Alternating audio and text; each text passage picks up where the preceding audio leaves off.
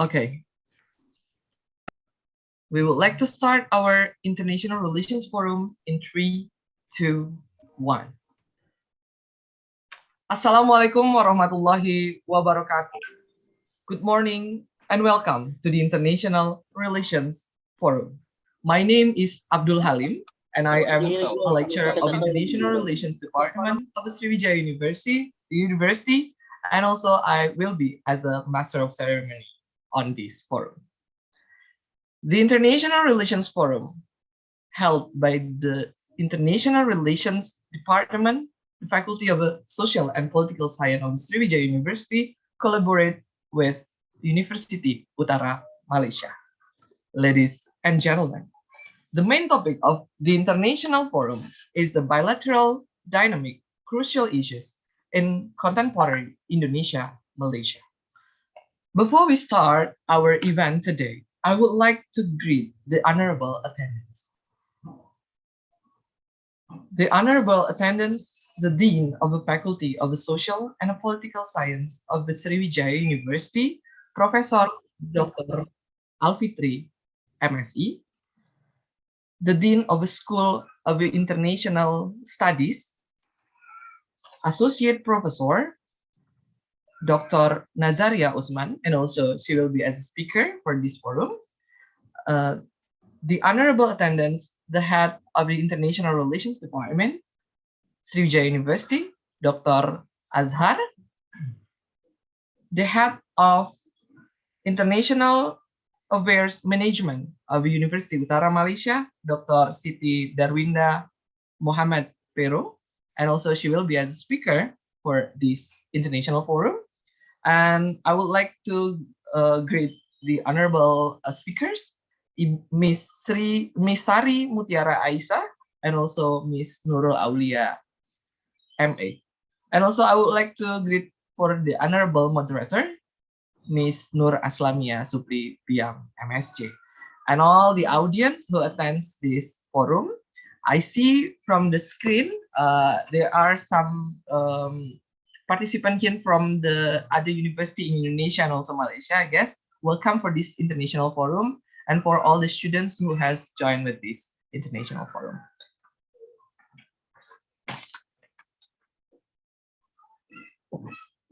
Ladies and gentlemen, there are several agenda that would like to be conducted in this forum. First, opening.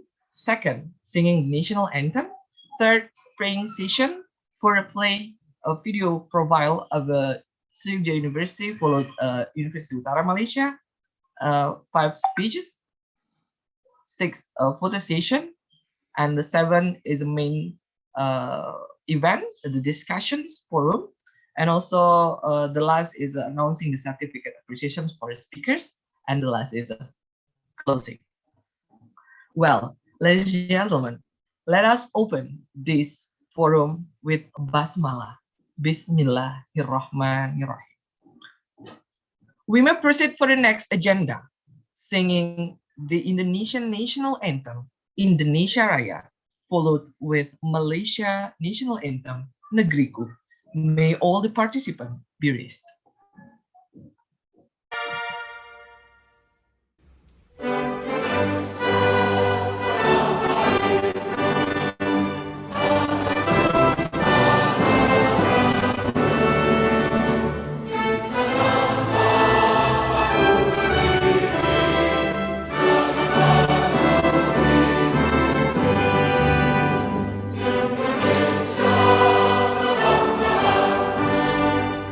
Bangsa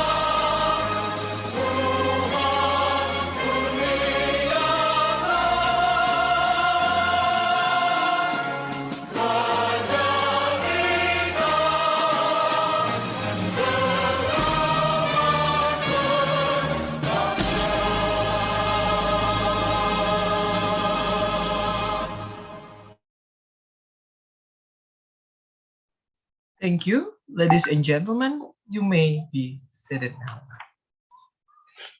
The quality of our event will not be improved without the grace of our Almighty God. And now, we would like to invite all the audience to pray together. This session will be led by Mr. Gifari. For Mr. Gifari, the floor is yours. Assalamualaikum warahmatullahi wabarakatuh. Waalaikumsalam. Ladies and gentlemen, I will lead the prayer today and we wish that event will be blessed and useful for us. Bismillahirrahmanirrahim. Innal hamdalillahi nahmaduhu wa nasta'inuhu wa nastaghfiruh wa na'udzu billahi min shururi anfusina wa min sayyiati a'malina. May yahdihillahu fala mudhillalah wa may yudlilhu fala hadiyalah. Asyhadu an la ilaha illallah wahdahu la syarika lah wa asyhadu anna Muhammadan abduhu wa rasuluhu la nabiyya wa la rasula ba'dah amma ba'du. Allahumma yassir wa la tu'assir umurana. Allahumma yassir wa la tu'assir umurana. Allahumma la sahla illa ma ja'altahu sahla. Rabbi shrah li sadri wa yassir li amri wahlul 'uqdatam min lisani yafqahu qawli. Rabbana atina min ladunka rahmah wa hayyi lana min amrina rasyada. Rabbi zidni ilman warzuqni fahma. Allahumma ya mufahhima Sulaiman fahimna wa ya muallima Adama 'allimna. Allahumma inna nas'aluka ilman nafi'an wa rizqan thayyiban wa amalan mutaqabbala. Allahumma anfa'na bima 'allamtana wa 'allimna ma yanfa'una wa zidna ilman. Allahumma inna na'udzubika min qalbin la yakhsha wa min du'ain la tusma' wa min nafsin la tasja' wa min ilmin la yanfa. A'udzubika min ha'ula'il arba'. Allahumma arinal haqqa haqqa warzuqna ittiba'ah wa arinal batila batila warzuqna ijtinabah. Rabbana hab lana min azwajina wa dhurriyyatina qurrata a'yun waj'alna lil muttaqina imama. Rabbana atina fid dunya hasanah wa fil akhirati hasanatan wa qina adzaban nar. Subhana rabbika rabbil izzati amma yasifun wa salamun alal mursalin walhamdulillahi rabbil alamin. Amin ya rabbal alamin. Wabillahi taufiq wal hidayah. Wassalamu alaikum warahmatullahi wabarakatuh. Waalaikumsalam warahmatullahi wabarakatuh. Thank you, Mr. Gifari, who has led our praying session. Ladies and gentlemen, we hope that God will bless our discussion forum for today. Amin ya rabbal alamin. And now we would like to move to next agenda.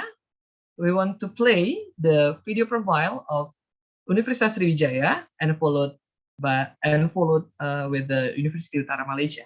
The committee, the floor is yours.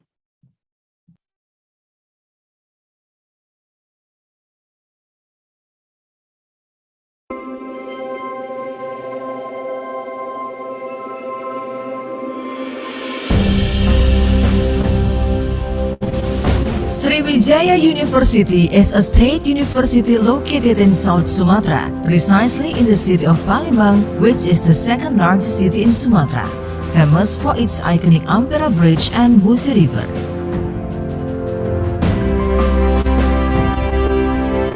Sriwijaya University has two separate campuses.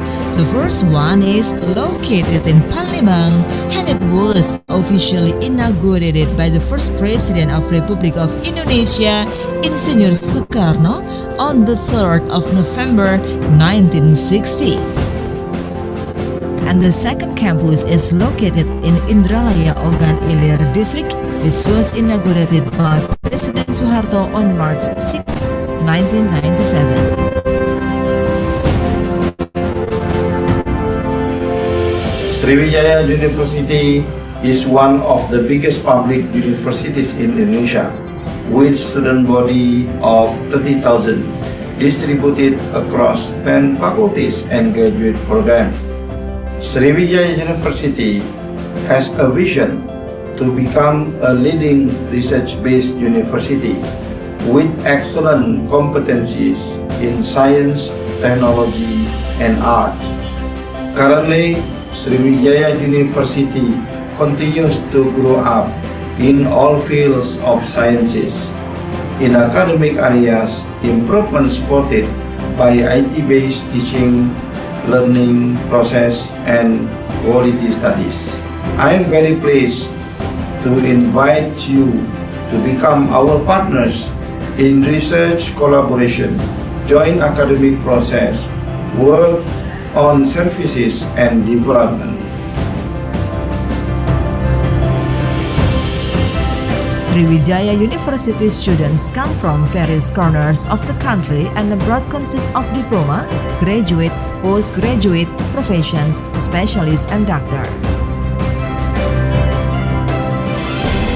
Faculty of Economics.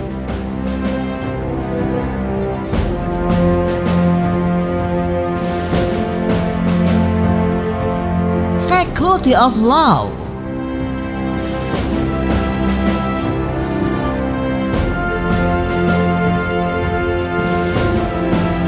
Faculty of Engineering.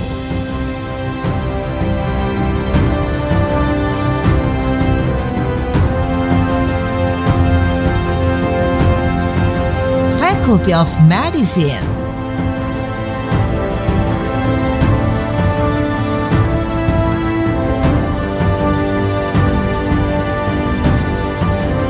Faculty of Agriculture.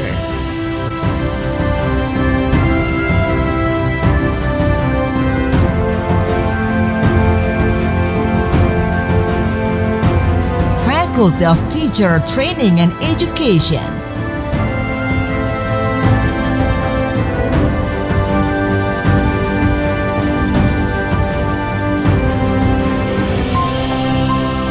Faculty of Social and Political Sciences.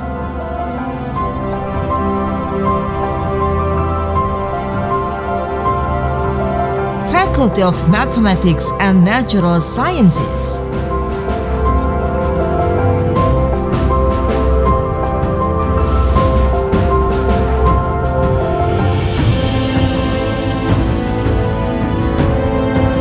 Faculty of Computer Sciences.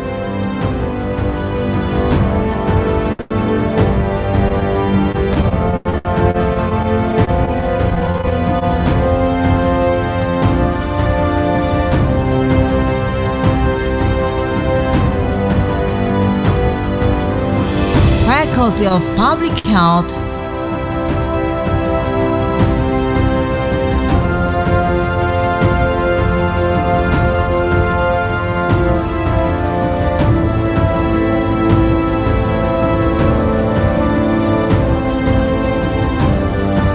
Graduate School and PhD Program.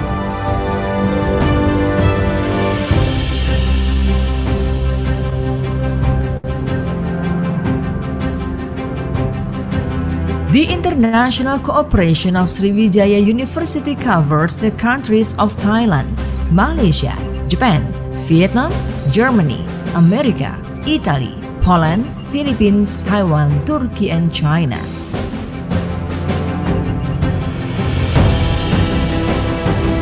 Learning at Sriwijaya University is controlled through a mechanism to ensure continuity of qualified universities with the supporting facilities that are representative, libraries, mosques, clinics, student centers, student apartments, cafeterias,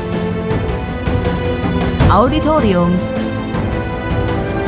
and sports facilities.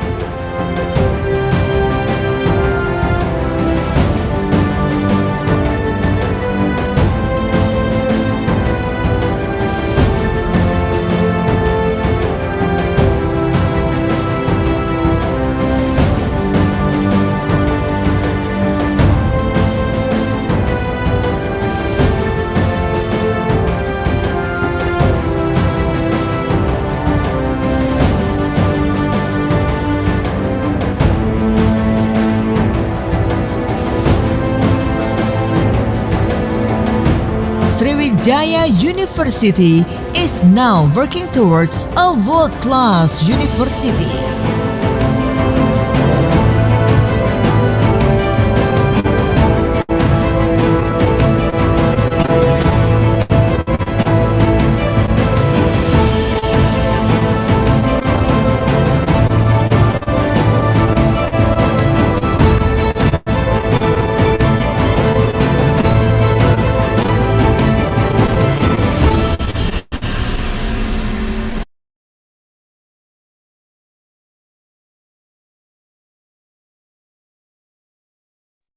and followed by the video profile of University Utara Malaysia.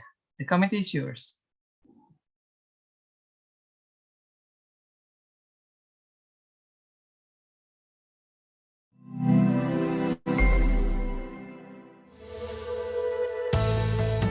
Eminent, credible, sustainable. A global revolution in a truly competitive millennium.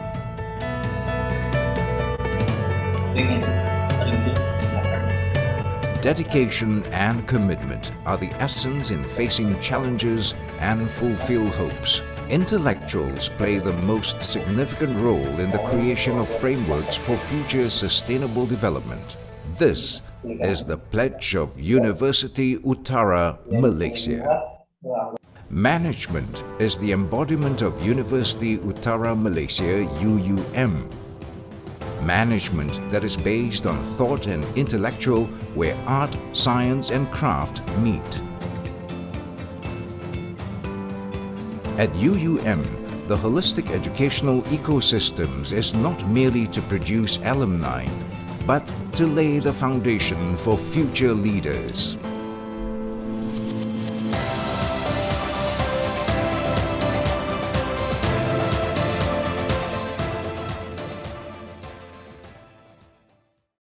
Emphasis is given to the advancement of the Fourth Industrial Revolution, IR 4.0.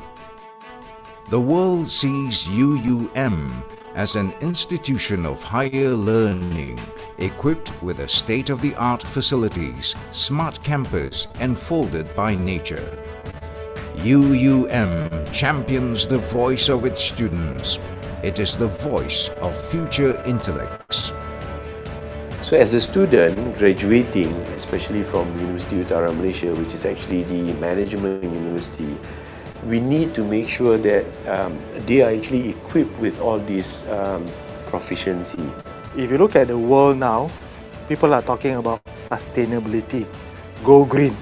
So UM is in the right place, greeneries, and the environment is certainly very conducive to get the students to learn and to absorb knowledge.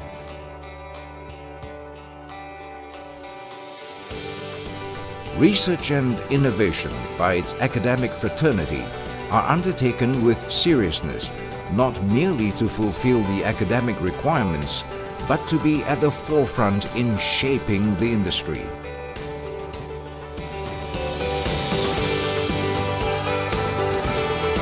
More than 100 million ringgit worth of research grants invested, and more than 7,000 academic publications in the field of management and business produced in the last 5 years. Facilities and amenities provided feature the latest in smart technology, complementing the tranquility of the lush green campus surroundings. First-class infrastructures within the exquisiteness and splendor of nature showcase the education ecosystems at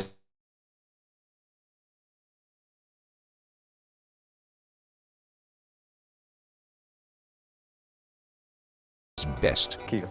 We believe in developstically that can serve the society and country as its future leaders with the highest integrity and professionalism. I'm actually happy to see how exactly University Utara Malaysia have evolved itself to become a highly ranked university. University Utara Malaysia, over the past 3 decades, has earned its own place by providing the highest quality of education and is marching forward towards achieving greater success and greatness. With the various awards and accreditations received, the future is certain and bodes well for the university. The royal patronage with the Kedah Royal House indeed provides vital publicity for the important work done at the university and allows the enormous achievements and contributions to society be recognized.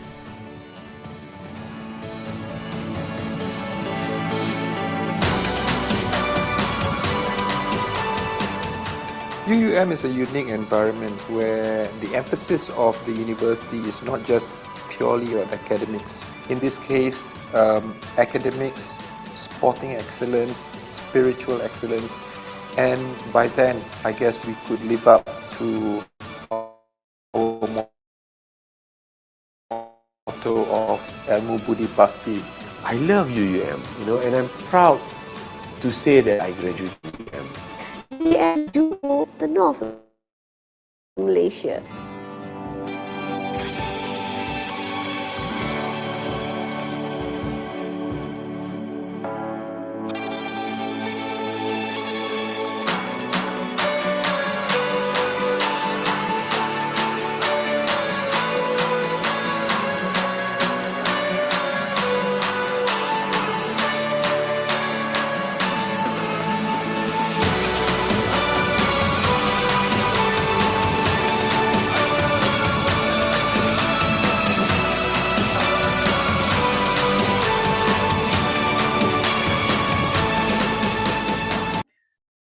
Okay, what an amazing video profile between two campus, Sriwijaya University and also Universitas Utara Malaysia. We hope after pandemic COVID-19, we from Sriwijaya University can come to Universitas Utara Malaysia, and also all our college in University Utara Malaysia can come to Sriwijaya University. Thank you so much. Well, ladies and gentlemen, we would like to move to other agenda. Now we are going to listen to the welcoming speech from the head of Department of International Relations. It will delivered by Associate Professor Dr. Azhar, MSc LLM. For the Associate Professor Dr. Azhar, the floor is yours. A'udzubillahi minasyaitonirrajim. Bismillahirrahmanirrahim. Alhamdulillahirabbil alamin. Wabihi nasta'inu ala umurud dunya waddin. Wassalatu wassalamu ala asofil anbiya wal mursalin wa ala alihi washabihi ajmain. Assalamualaikum warahmatullahi wabarakatuh.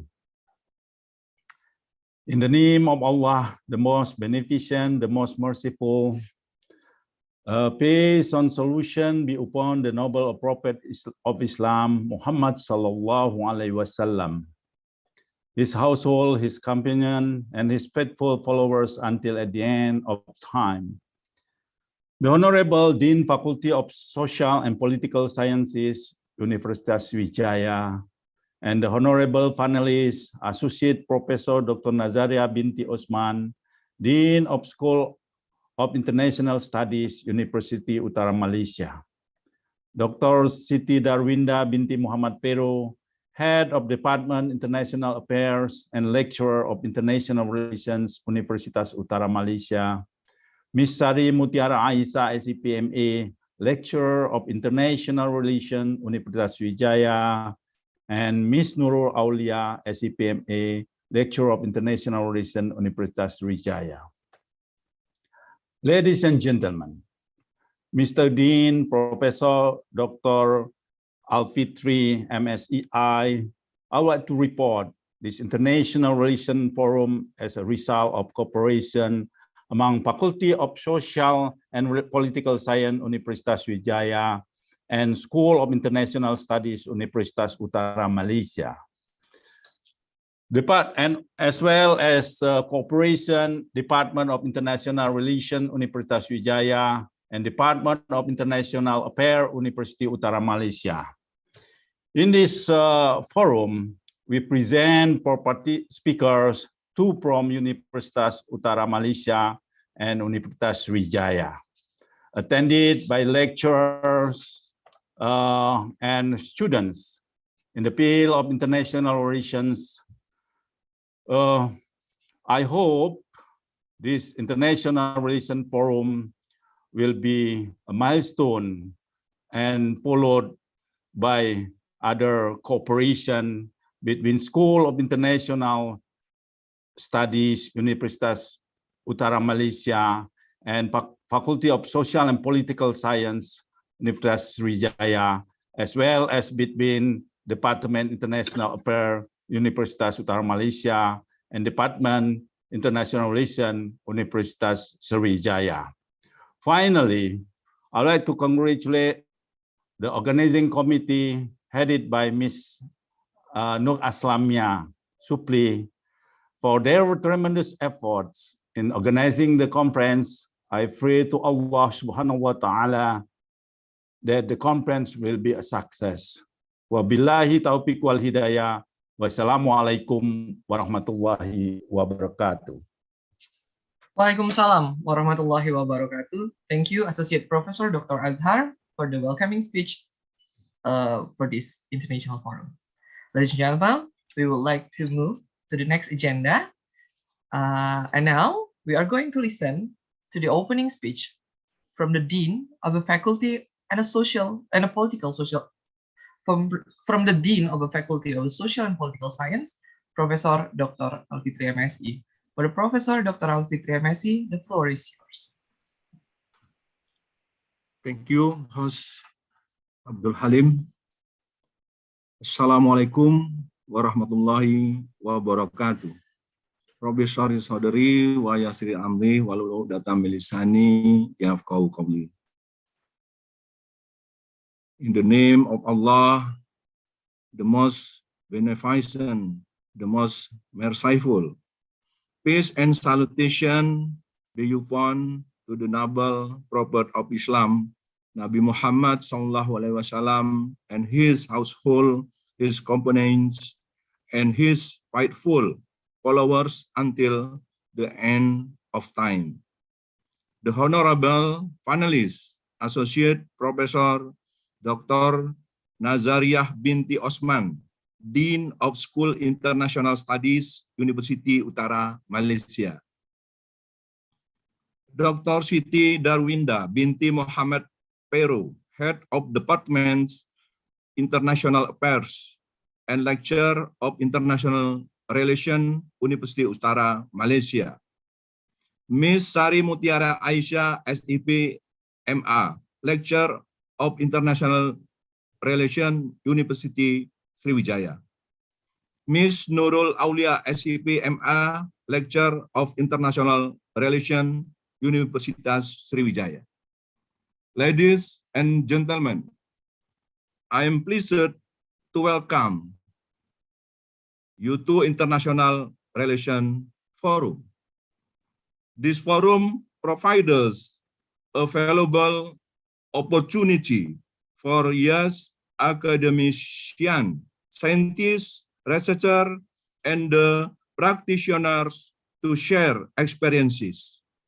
It is expected that the intellectual discourse will result in future collaboration between universities, research institutions, and industry, both locally and internationally.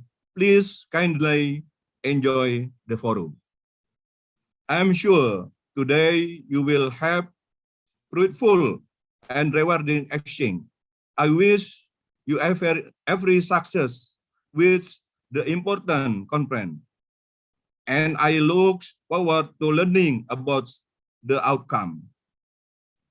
Finally, I would like to congratulate the organizing committee for their tremendous effort in organizing the conference. I pray to Allah Subhanahu wa Ta'ala that the conference will be a success. Wassalamualaikum warahmatullahi wabarakatuh.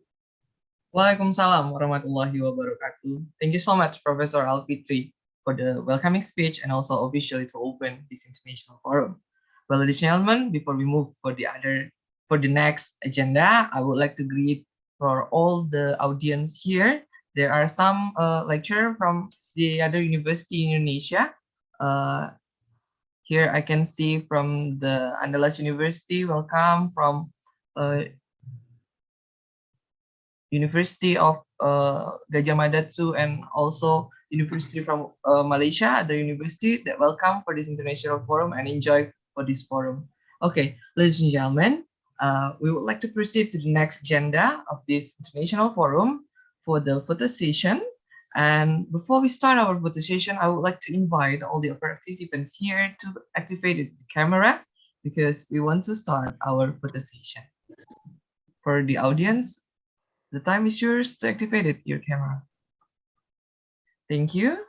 Let me lead this photo session.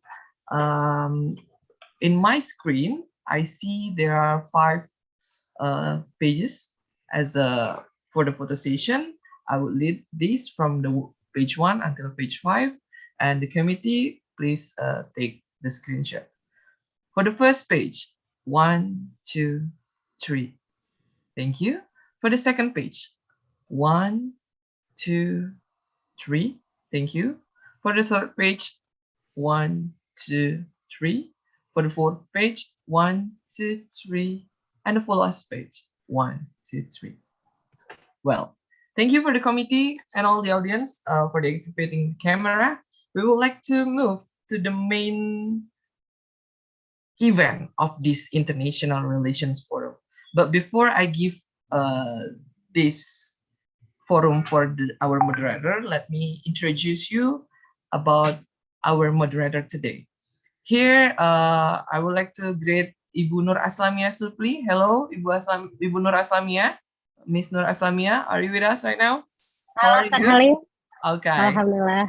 Before I give this forum for you, I would like to introduce Miss Nur Aslamia Supli. She is a lecturer, International Relations Department in Sriwijaya University, and she also alumni from the University Utara Malaysia. She took her bachelor and also her master, right, in University Utara Malaysia. And her focus on security strategic studies is a very related for the dynamic of a bilateral issues on Indonesia and Malaysia also. And now I would like to give this forum for Ibu Nur Aslamia, but before I would remind all of the participants here, you are allowed to ask the question for this session with type your question in the chat box, and all the committee will help us to aggregate all the question, and we will deliver some question. But I'm so sorry because the limitations of the time, maybe we will select over some question for a deliver and discussion on this international forum. So Ibu Nur Aslamia, there are your time to lead this international forum and enjoy for this discussion. The floor is yours. Thank you so much, Sir Abdul Halim. Can you hear my voice? Is that my voice? Audible. Yeah. Okay, thank you. Good morning. Assalamualaikum warahmatullahi wabarakatuh, ladies and gentlemen. Once again, let me welcome you to our very first International Relations Forum, the bilateral dynamic, crucial issue in the contemporary Indonesia-Malaysia. How are you? Hopefully you are doing good. I have a paper to ask. When I say, can I give a big round? Please give a big round of applause. Can you guys simply? Yes, thank you, Mr. Halim. Yeah, use the sticker applause one. Can we try it now? When I say, please give big round of applause. Everybody, can we test it now? Thank you. So every time I say, please give a big round of applause, please kindly use that sticker. Okay, let's go to the main idea, main topic, main event for today. I would like to introduce to all of you our panel for today. For the first panelist, we have Honorable and beloved Dean of School International Studies and a lecturer of University Utara Malaysia. Please give a big round of applause, Associate Professor Dr. Nazaria Binti Osman. Hello, Dr. Nazaria, Professor. How are you? Okay, I will back to you shortly. And now for the second panelist, we have Honorable and beloved Head of Department International Affairs and a lecturer of University Utara Malaysia, Dr. Siti Darwinda binti Muhammad Peru. Can we have a big round of applause? Okay, how are you, Dr. Darwinda? I'm good, thank you. How are you, Mia? I hope everyone is doing well as well. Alhamdulillah. Alhamdulillah. Okay, back to you shortly. And now, in the third panelist, we have Honorable and beloved lecturer, Miss Sari Mutiara Aisyah, SIPMA. How are you, Miss Sari? Long time no see. Long time no see. Very good, Miss Mia. Okay. And now, and last but not least, we have Miss Nurul Aulia, SIPMA. Hello, Miss Nurul Aulia. How are you? Hello, Miss Mia. I'm very well. Thank you. Okay, hope you all were healthy and being. So again, with me, Nur Aslamia Supli, your moderator today. You can call me Mia. So we have all about to discuss about the bilateral crucial issue in contemporary Indonesia-Malaysia, and I'm sure our audience here are eager to know what the prospect for Indonesian cooperation and Indonesian and Malaysian cooperation in the future. What the biggest challenge and the future? What the biggest challenge and the solution for it? I mean, and for that matter, I would like to invite our first panelist, Associate Professor Dr. Nazaria Binti Usman, would be our first panelist. But first, let me introduce her profile first. Over ini, please, committee, we can share the profile. Thank you. As I mentioned before, Professor Azaria, currently the Dean of the School International Studies, we call it SYS, and a lecturer of University Utara Malaysia.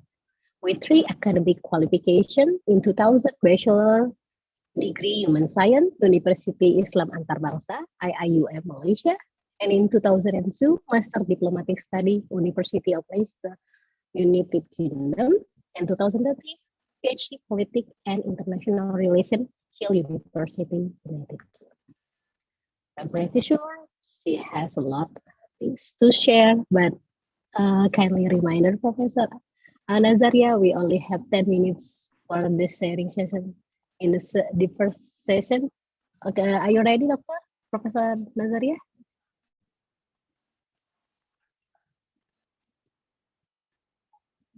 Thank you very much indeed to Madam Moderator, Madam Mia. Okay. Assalamualaikum. Can I start now? Okay, the floor is yours. 10 minutes. All right, okay, thank you. Thank you very much indeed. All right. Assalamualaikum warahmatullahi wabarakatuh, and a very good morning. Firstly, let me, I think I would like to express my greatest gratitude to University of Sriwijaya, to the Dean of Faculty of Political and Social Sciences, Professor Dr. Alfitri. And also, I would like to thank Head of the Department of International Relations Department, Associate Professor Dr. Azhar.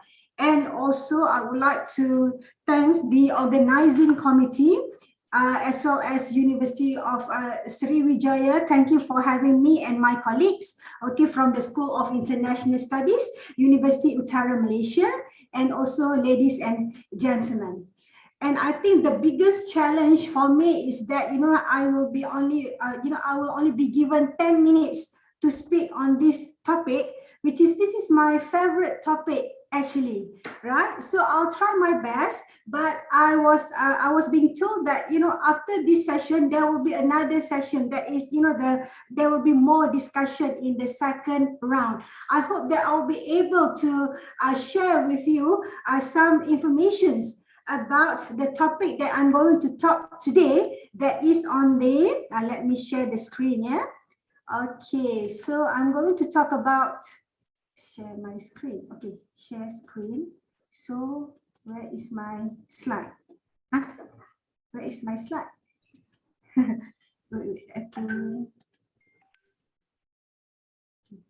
Okay. So now I'm going to talk about Indonesia-Malaysia diplomatic relations, prospect and challenges, right? Okay, let's move to the first slide. That is, let's look at the background of Indonesia-Malaysia diplomatic relations. Okay, basically diplomatic relations between Malaysia and Indonesia began as soon after Malaysia gained its independence on the 31st of August 1957. So the first Malaysian ambassador to the Republic of Indonesia, okay, His Excellency Tan Sri Senil Abdul Rahman, presented his credentials to President Sukarno on 10 October 1957. It was, the time frame, it was 65 years ago, a very long diplomatic relations indeed. Then, apart from that, from 1957, we have seen frequent exchanges of visit between leaders, ministers, senior officials, corporate figures, as well as people to the two countries over the years. I think I would like to highlight here as well, as far as I'm concerned, most of the Malaysian prime minister, the moment being appointed as the Prime Minister of Malaysia, the first official overseas visit will be Indonesia. So that is why I'm sure that you know the reason why most of the Malaysian premiers chose to visit Indonesia as their first overseas mission abroad. All right, and then for your information as well, the Embassy of Malaysia in Jakarta is the largest Malaysian diplomatic mission abroad, hosting around 53 officers, or staffs with 13 government departments or agencies. So by telling you this, I'm sure that you can, as I said before, that you can tell how important is Indonesia to Malaysia in our foreign relations. So next one, when we talk about diplomatic relations, long-lasting diplomatic relations between Malaysia and Indonesia, we can describe this relationship as love and hate relationship. Okay, because we have the ups and downs in our diplomatic relations. But this is because despite of having sort of familial bond, okay, we treated Indonesia as our big brother even until today.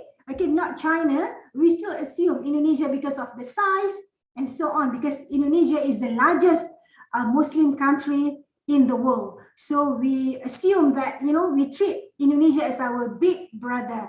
So we have, despite of having this, serumpun concept, at the same time, we also have some issues with Indonesia. So that is why I choose to talk about the prospects and challenges between our two countries.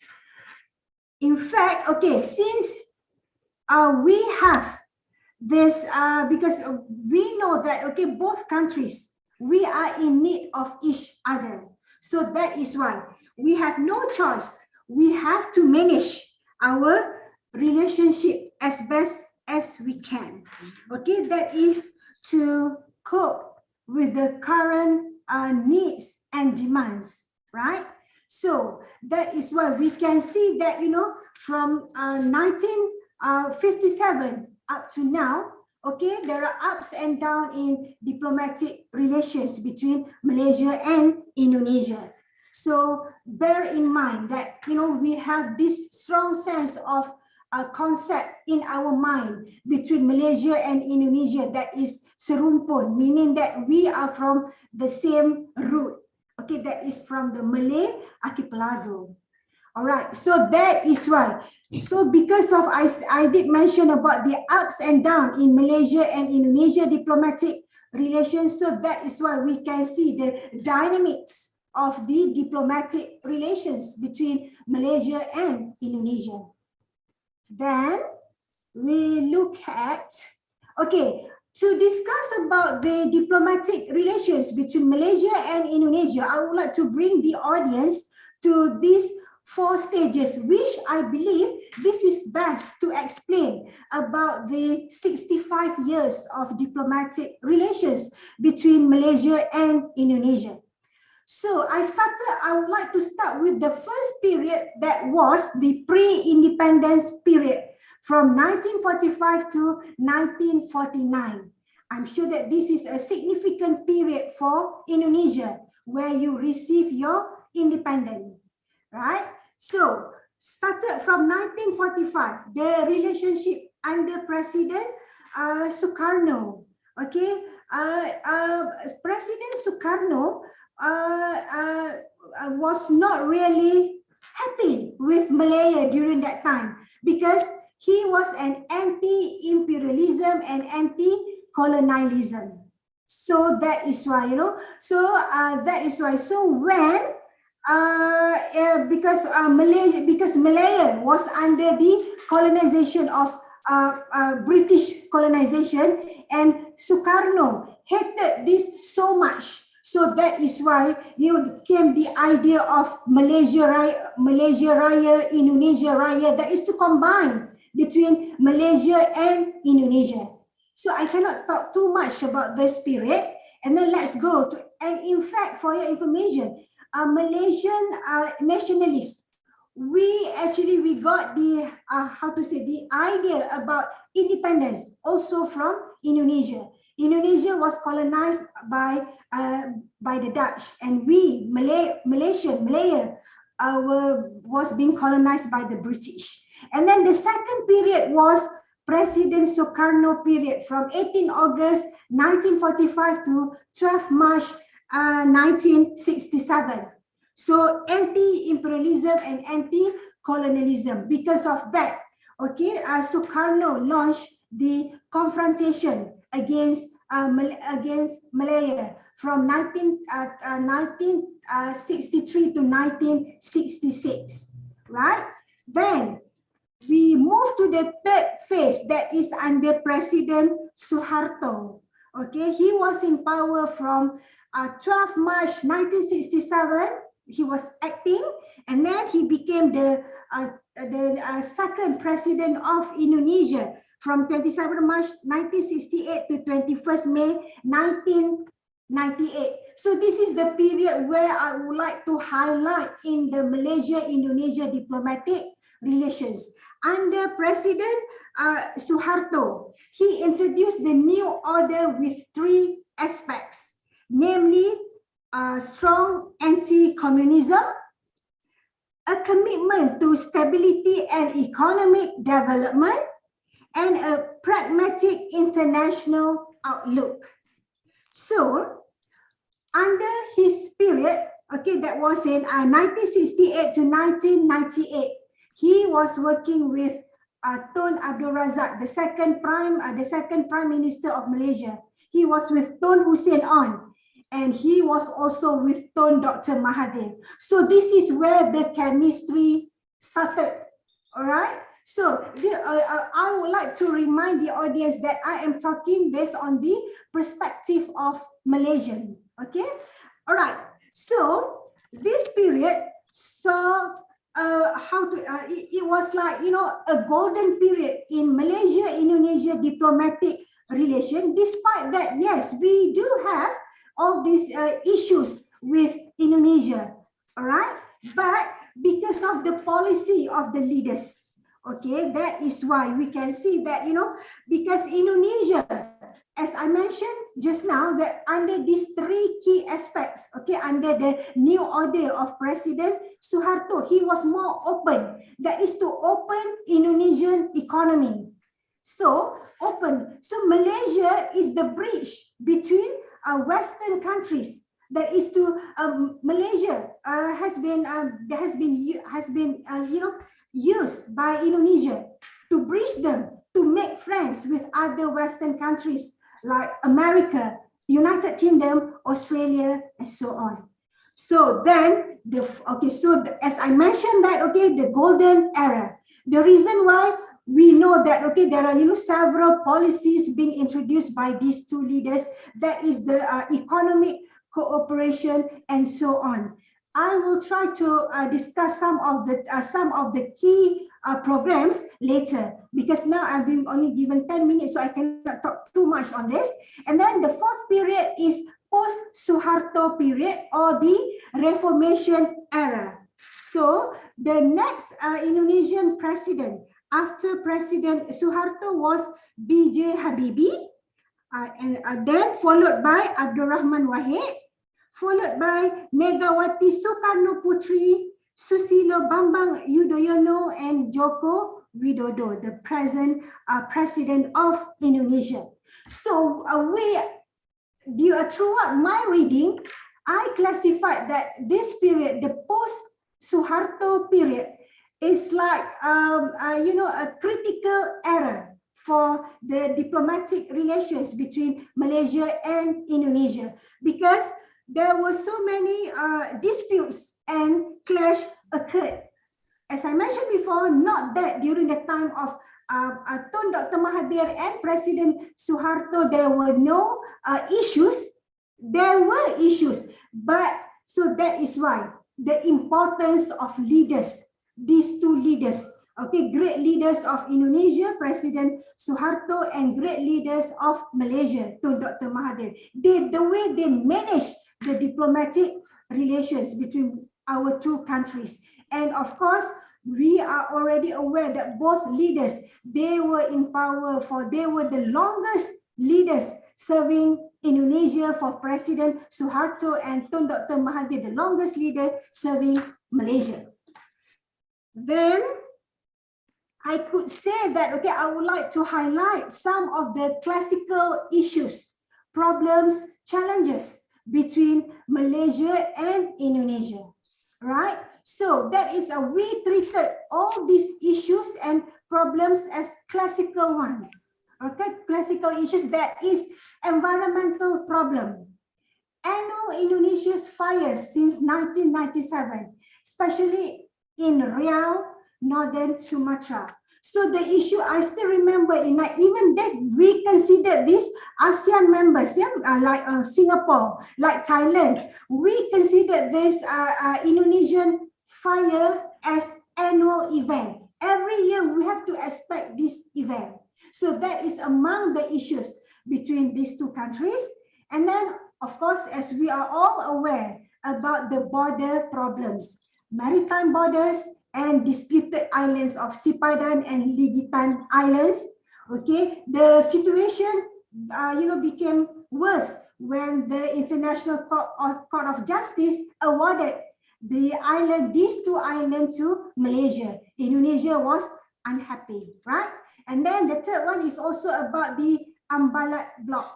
Okay, so this is the issue of I think about Petronas, something to do with our national oil company. Okay, so this is about the oil drilling activities. So this is among the issues between Malaysia and Indonesia, and of course the hottest issue even until today, that is illegal workers or immigrant issues. This issue is very, very crucial in our diplomatic relations. Malaysia is in need of workers, immigrants in Malaysia to run our economy, right? So I'm sure that I think no need for me to elaborate further, because we are already aware of all these issues. Then I would like to move to the next slide, that is, for your info, I'm sure that, I don't know, this is what I feel. I feel when talking about the diplomatic relations between Indonesia and Malaysia, I still have this kind of feeling that the success or deterioration in the relationship of any countries is influenced by the role of leader. Leader plays very important role. So, as I mentioned before, the golden period in Malaysia-Indonesia diplomatic relations during the time of Mahathir and Suharto, meaning that they are very strong leaders. So that is why I really appreciate the diplomatic relations between our countries under these two leaders, because they are very strong leaders.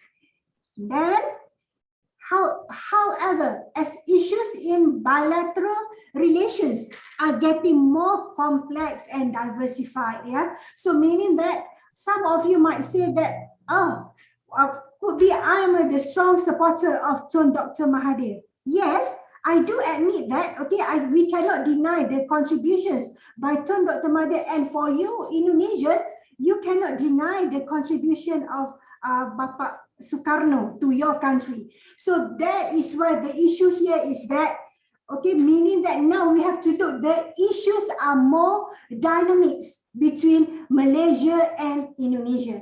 So that is why Okay, in the 21st century, 2022, we need dynamic leaders.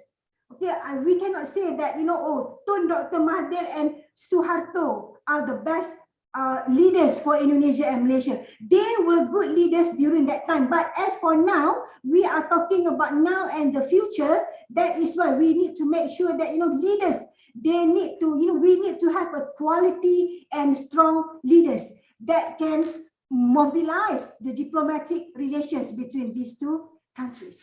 So, as I mentioned just now that, for Malaysia, what is needed in managing Malaysia's bilateral relations with our big brother now and in the future is we have to look, we have to encourage, we have to impose a new approach that is more rational.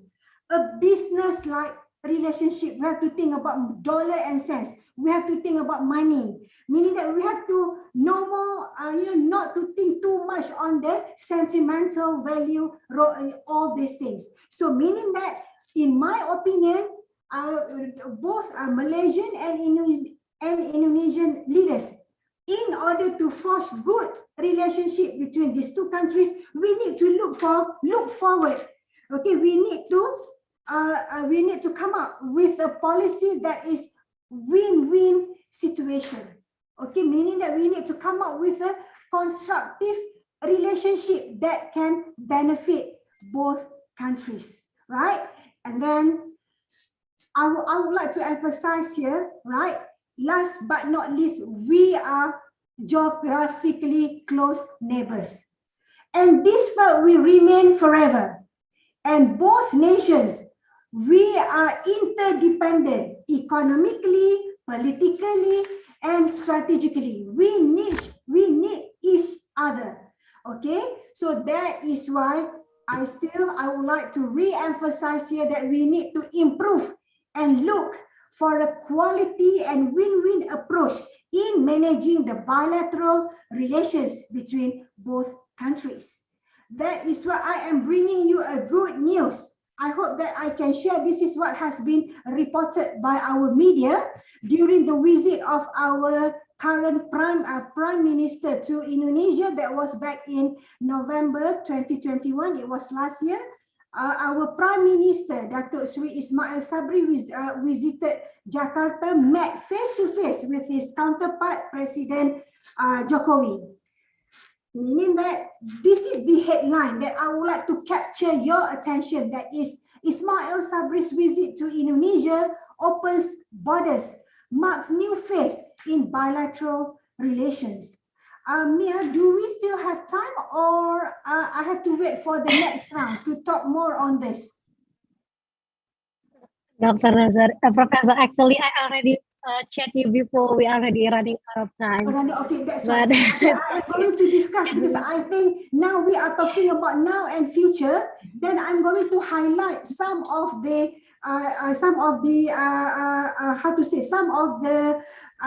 promise made by these two governments, some of the efforts. I'm going to highlight these efforts later in my next round. So thank you so much. All right. Okay. Thank you so much. Professor.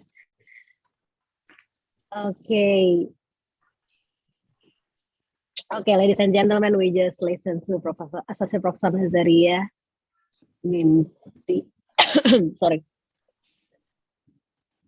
Sorry. Thank you, ladies. Thank you, Associate Professor Nazaria Vidya-Osman. We just listening to her. Now, please, ladies and gentlemen, if you have any further question to discuss, kindly chat. Type your question in chat box. Mr. Hari will help me to pick the question later. And now I would like to hear more from the next panelist, Dr. Siti Darwinda binti Muhammad Pero. Please help me to share the profile of Dr. Siti Darwinda. Okay. Dr. Siti Darwinda is, as I mentioned before, the head of Department International Affairs and lecturer with 3 academics background in 2005, bachelor degree with honor International Affairs Management, University Utara Malaysia, 2008 Bachelor Master Strategic Studies, University Utara Malaysia, UUM, and last in 2016 PhD International Relation, University OG Melbourne, Australia. Okay, without further ado, I will give the floor to you, Dr. Siti Darminda. All right. Assalamualaikum and a very good morning to everyone, especially to Professor Dr. Alfitri, Dean of Faculty of Political and Social Sciences, Universitas Sriwijaya, Associate Professor Dr. Azhar, Head Department of International Relations, Faculty of Political and Social Sciences. We also got here Associate Professor Dr. Nazira Osman, Dean, School of International Studies, panelists Miss Sari Mulyana Mutiara Aisyah and Miss Nurul Aulia. Thank you so much for the organizing committee led by Miss Mia for having us from Malaysia. I'm especially me myself is very humble and would like to take this opportunity to convey my gratitude to be part of the program. And also I would like to say hi and assalamualaikum to the professors, lecturers, and beloved students. I understand we got here almost 200 participants. It's a huge crowd. Thank you for joining us. I hope that this sharing session will be benefited to all of us. All right. So let me share my screen. Okay. Where's my screen?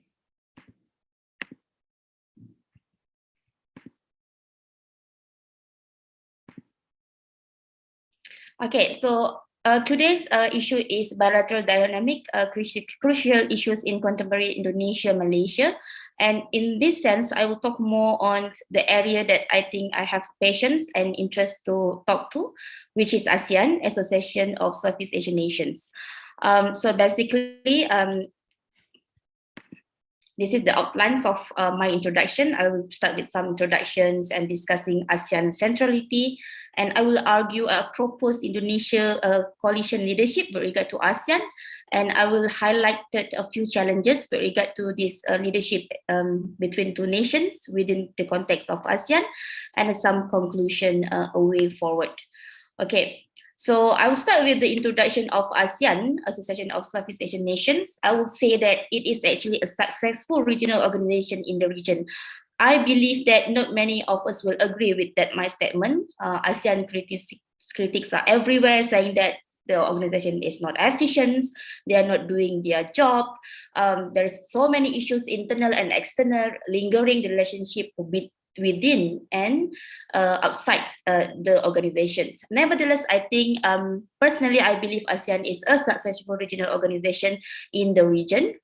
And I still remember my first questions from my supervisor when I did my PhD way back in 2010 was that, Siti, what is the best contributions of ASEAN in the region? Well, I'm with my confidence, I say it was the 25% intertrade regional intertrade among ASEAN nations.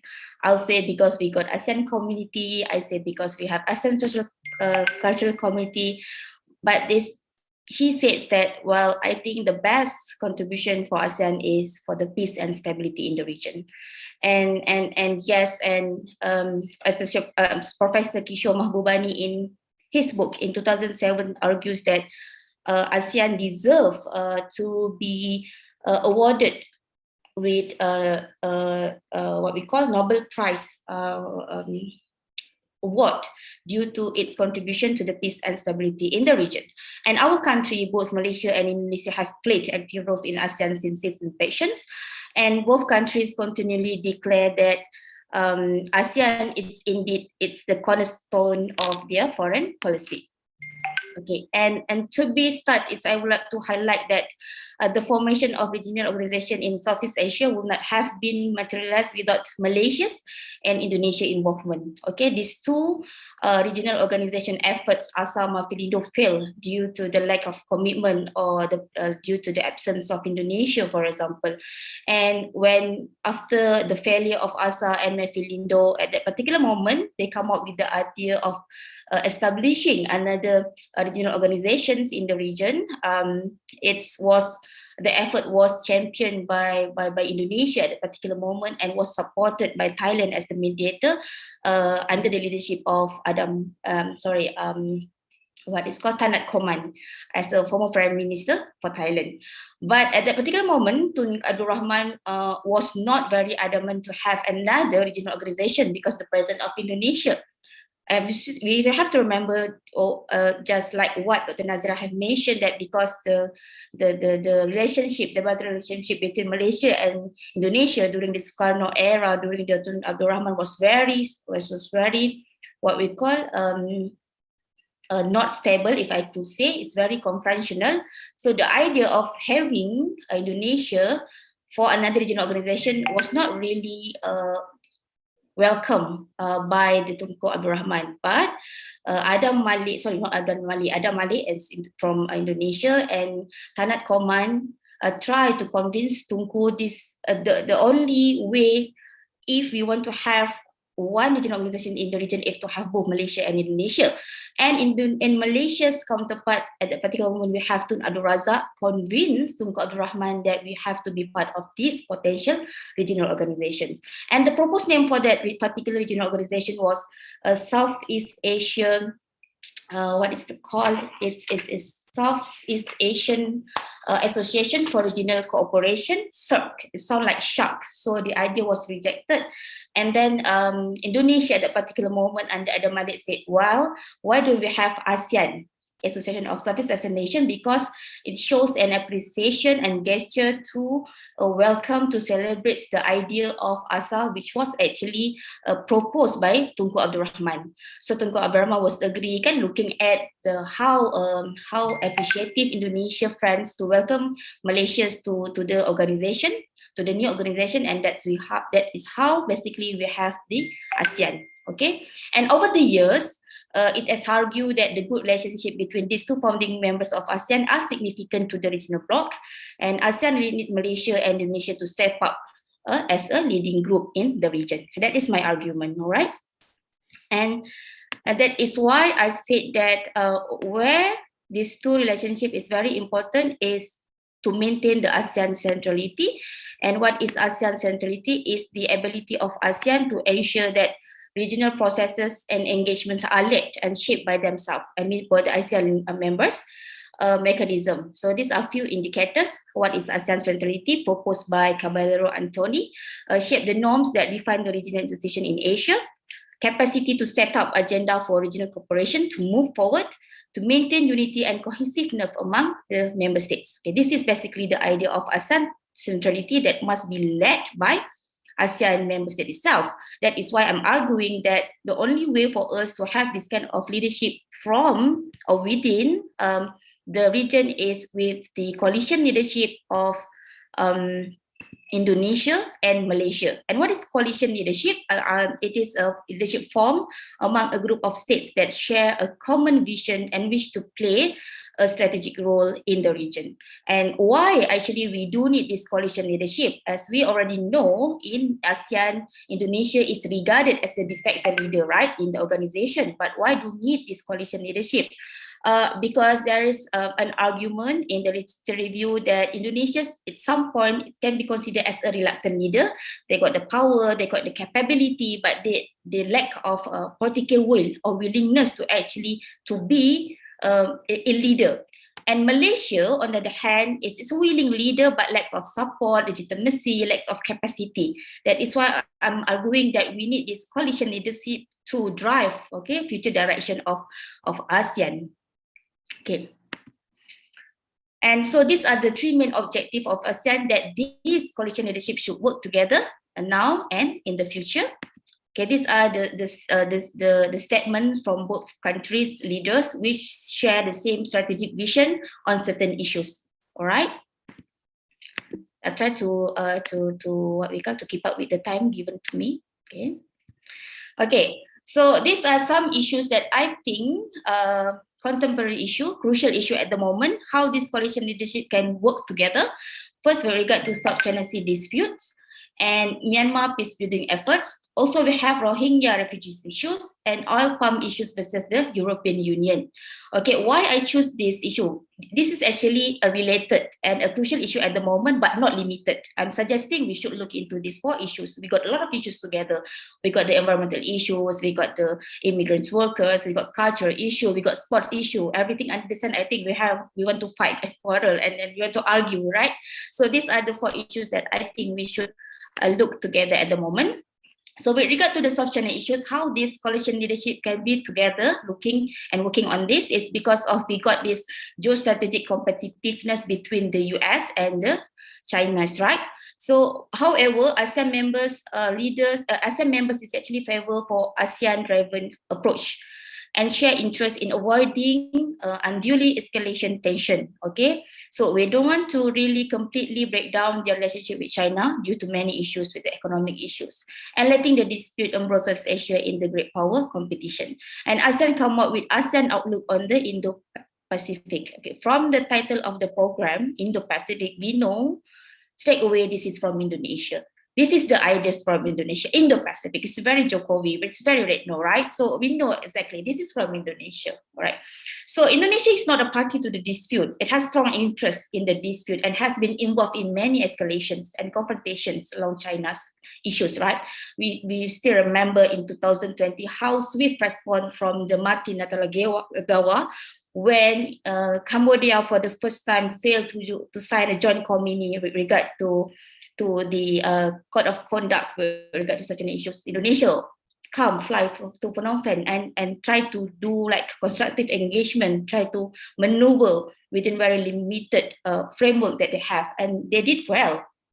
And Malaysia, it is a claimant state that poses leverage at hands at the moment, I would say, namely its friendly but cautious relationship with China, its close relationship with the US, and its relationship with Southeast Asian countries. So, and its key position among ASEAN member states. So I think these 2 nations can work together, can work together in managing and responding to the geostrategic competition within the region with regard to South China Sea issue.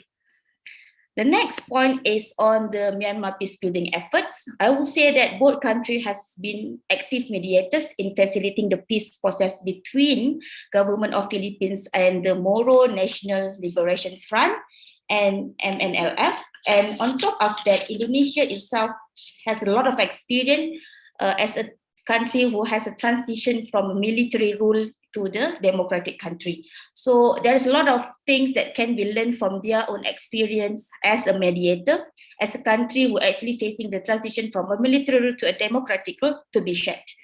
And together in ASEAN, they already what we call a program or initiative, what we call 5-point consensus, again from Indonesia. So among of the other things is to end the violence in Myanmar, to have constructive talks among stakeholders, to facilitate humanitarian aid, deployment of ASEAN to special envoy whatsoever. So these are the framework that actually Malaysia and Indonesia can work together to help Myanmar peace building efforts.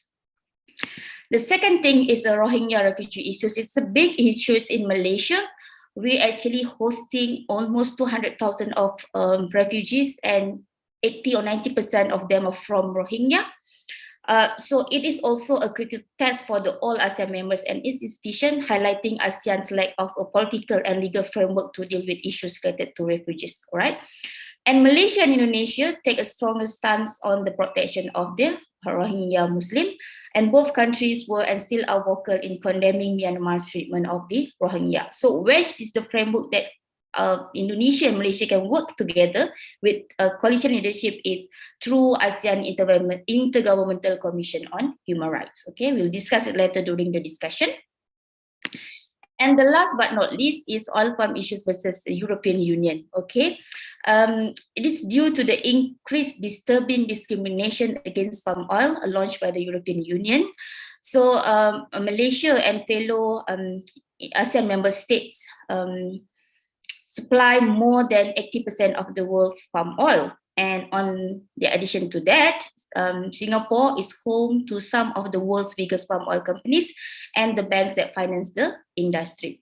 So Malaysia's government, for example, has called its neighbors to help defend the palm oil industry against what it deems a discriminative campaign by the EU to stop recognizing the commodity as a biofuel ingredient. And Malaysia and Indonesia has together, they are actually developed Council of Palm Oil Producing Countries, CPOPC. So they are champion. They are the what we call they together they established this Council of Palm Oil Producing Countries, and they are very active leaders in championing the oil palm industries, who actually the producer and exporter for oil palm. Okay, so these are the issues, and these are the challenges for this bilateral leadership coalition. So we got a lot of bilateral disputes that we have to handle. A political will is a question to what extent leaders for both countries to really look forward to have this engine or driver to move ASEAN together, the capacity of both countries, to what extent both countries have the capacity to lead the organization, the capacity of ASEAN Secretariat were actually questioned by many, the legitimacy, what about the recognitions and acceptance of other leaders to really look into ASEAN and Malaysia and Indonesia as a leader within the context of ASEAN. All right, and a way forward, I believe that the coalition leadership of Indonesia and Malaysia can be a driving force in shaping the future direction of ASEAN. And at the same point, is actually ASEAN is an important avenue that could help to maintain or improve the bilateral relationship of the two nations.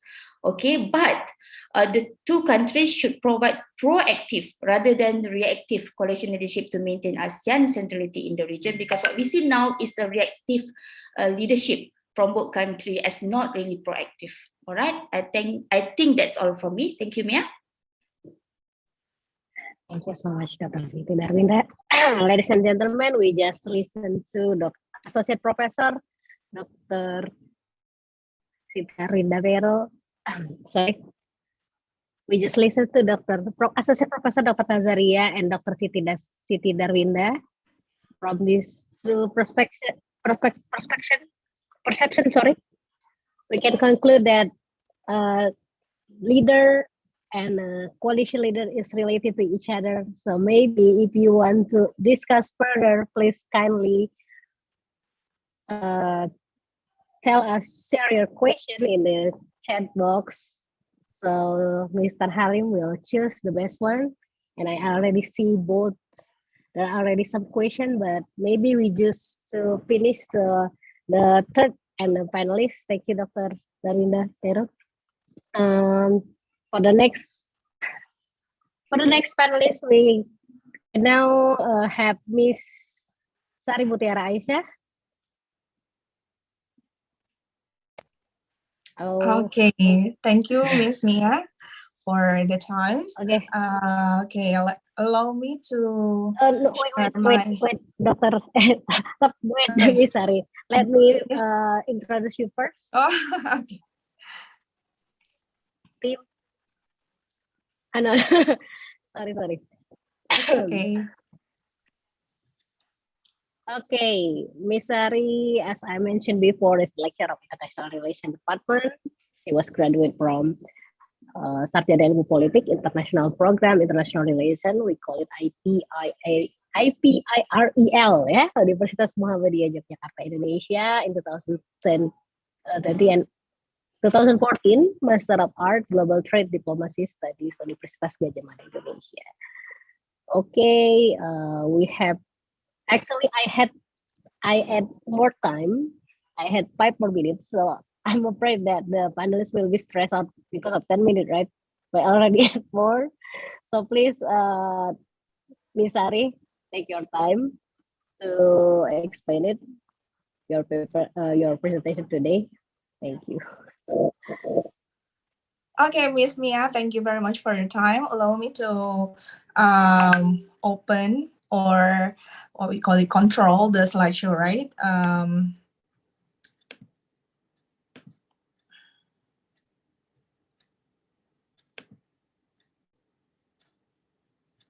Okay, is that clear for everyone? Perhaps, hopefully that the slideshow was very clear enough to be seen, and also my explanation was not that too long. So we're going to have a deep talk and discussions later after this 15-minute presentations about the brief of the issues. But however, I would like to thank first our the previous speakers, because Associate Professor Dr. Nazaria, for example, has already brought some clear issues which talk about the love and hate relationship, that yes, because we are a brothers, right? So basically in every single sectors, we have this love and hate relationship levels of the corporations, right?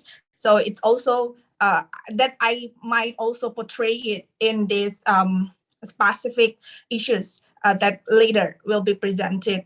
And also, thankfully, Dr. Siti Parwinda also have been mentioned about the four critical issues that need to be addressed, what we call it, prominently by the members of states of the ASEAN, of hopefully that the coalitions leaderships of the Indonesia and Malaysia can solve and what we call it, solve these prominent issues. But hopefully for my presentations, because I would going further to elaborate more and perhaps in detail about the progress of how these both countries are dealing with what we call it as missions, or like Professor Nazaria said, please put money or income generators as on top of the collaborations, forgetting about the sentimental feelings that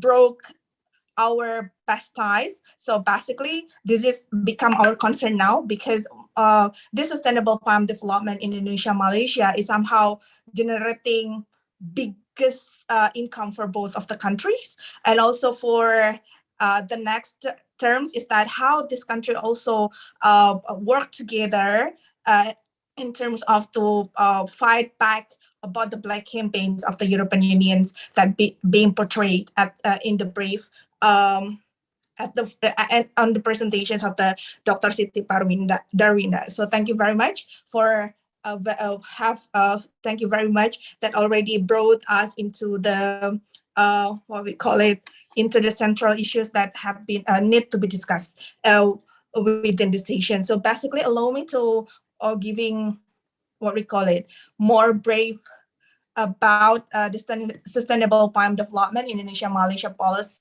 and also about the policy interdependence. Because when we talk about when we want to assess how the collaboration have been constructed or built by these both countries, we need to assess how very depend on each others of these both countries, because the stronger the interdependence, the stronger the collaborations and mutual cooperation could be being done by the country itself. So that's why I would like to open with, hopefully the time is okay, right? I mean, like, yeah, allow me to explain more in the discussions if the time is elapsed and my explanation is cut in the middle of the presentation. But however, let's start with the rationale for the cooperation that have been mentioned by Dr. Siti Darwinda at the very first, that this is a very prominent for both of the countries because it generates income and devisa for both countries. And for example, like Indonesia, it's become the single biggest contributor in the country of the economy. And also there is a global demand is increasing as well. And this is the characteristic of the palm oil itself is a flex crop. So this is a very cheap palm oil or vegetable oils, but it can produce or having a derivative products. Like for example, it can be used in food, livestock, chemical, cosmetic, and any other derivative product that being produced by this palm oil. So basically, this palm oil is very prominent for and also demanding by the global. So Indonesia and Malaysia has been controls about 85% of the productions, right? So basically, this is a very significant prospect for both of the country to having a rationale for the corporations in terms of the palm oil itself. And not only for the income generator, but also it's also solving the problem of the poverty for both of the country, right? So I'm so sorry if my eye contact was not that clear because I used to gauge it by the ways, and for the sound I use my phone, and then for the slides so I use my laptop. So it's not because I don't want to having a good eye contact, but allow me to what we call it, see my laptop to control my presentation. And then goes for the next slide. This is a data that me trying to what we call it, organize and adopted from the United States Department of Agriculture in October 2021, that we could see Indonesia and Malaysia is the two biggest producers of the palm oil itself, right? And then for the production numbers, that the palm oil is dominated from all the vegetables oils productions. And for domestic consumption, like we see here, there's a very different treatment. For example, like Indonesia, half of the productions are being exported and absorbed in domestic market. But for Malaysia, they very little to consume the CPO itself, and they very high in the numbers of the export of the CPO. So for the domestic consumption, Indonesia is having a large numbers of the consumptions of their own product of the CPO compared to Malaysia that that send all the CPOs export to another country. And to assess the policy interdependence and the collaboration between both of the countries, I'm trying to use the interdependence and political interaction between these both countries.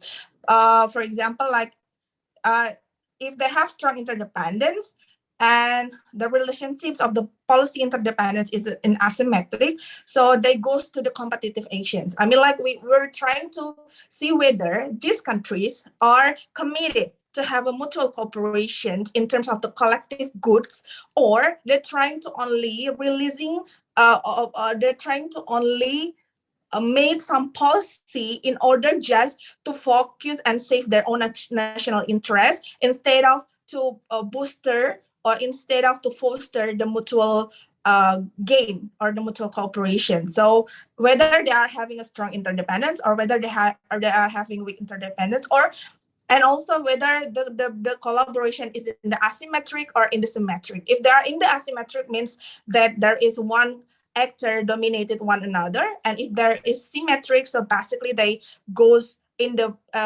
equal and mutual relations. So basically this concept trying to portray two sides. First, about the trade and investment policy interdependence, and second is about the sustainable palm oil industry policy interdependence, to show these two crucial policy, whether they are promoting the cooperative actions or whether they are promoting the competitions itself. So in the further, we're going to having a recommendation further.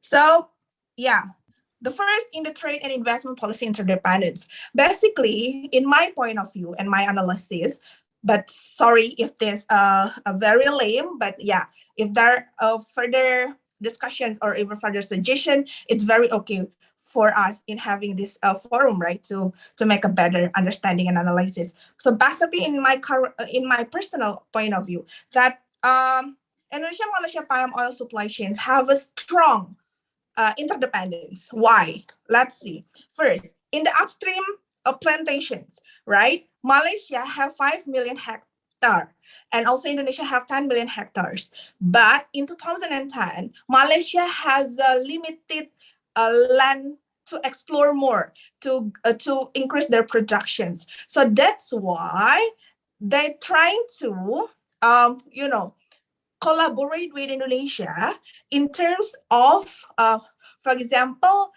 put their private companies to Indonesia and work or even and produce the derivative products in Indonesia. So that's why we have about 69.5% of the foreign investment ownership that also contribute to the downstreaming of this palm oil industry, right? For example, that Indonesia have 15.8% from this 69, and Singapore also dominate for this foreign investment. But however, this is show that how Indonesia need Malaysia in terms of the capital inflows and also for the technology itself, and also Malaysia need Indonesia because there is a limited of land, and also in Malaysia could enjoy the labor from Indonesia itself for the cheaper labor, and also for the efficiency of the production, right? So basically in 2010, Malaysia also, because of this limited of the land, that's why Malaysia has committed to focusing on the downstreaming industry instead of focusing on the midstream. So the next also, Malaysia has Bursa Malaysia derivatives, which is it can control and selling about the stock itself. So basically, Indonesia also relies on this, depends on this Bursa Malaysia derivative to set the price of in having a transaction to export the CPO to the six biggest destinations of the country. For example, like Tiongkok, India, Pakistan, USA, and Bangladesh, and also Malaysia. It's very surprising. Malaysia also imports CPO from Indonesia to support their downstreaming of the palm oil, also making a derivative product coming from this CPO or raw materials. So however, yeah, we see there is a trade and investment strong interdependence here, like I said before. But in the policy interdependence, we see that this is a very asymmetric. Why? Because Malaysia has a more value control over the supply chains. For example, like they can control the selling and control the price, and also the ones having the money of the capital inflows and also the technology. And Indonesia is more what we call it. There is an asymmetric relation between the Malaysia quite dominate for the supply chains, but that's why for the what we call it, for the policy interdependence, we see that Indonesia and Malaysia, even they have a strong interdependence in terms of this trade and investment flows, but they do not showing their strong commitment in terms of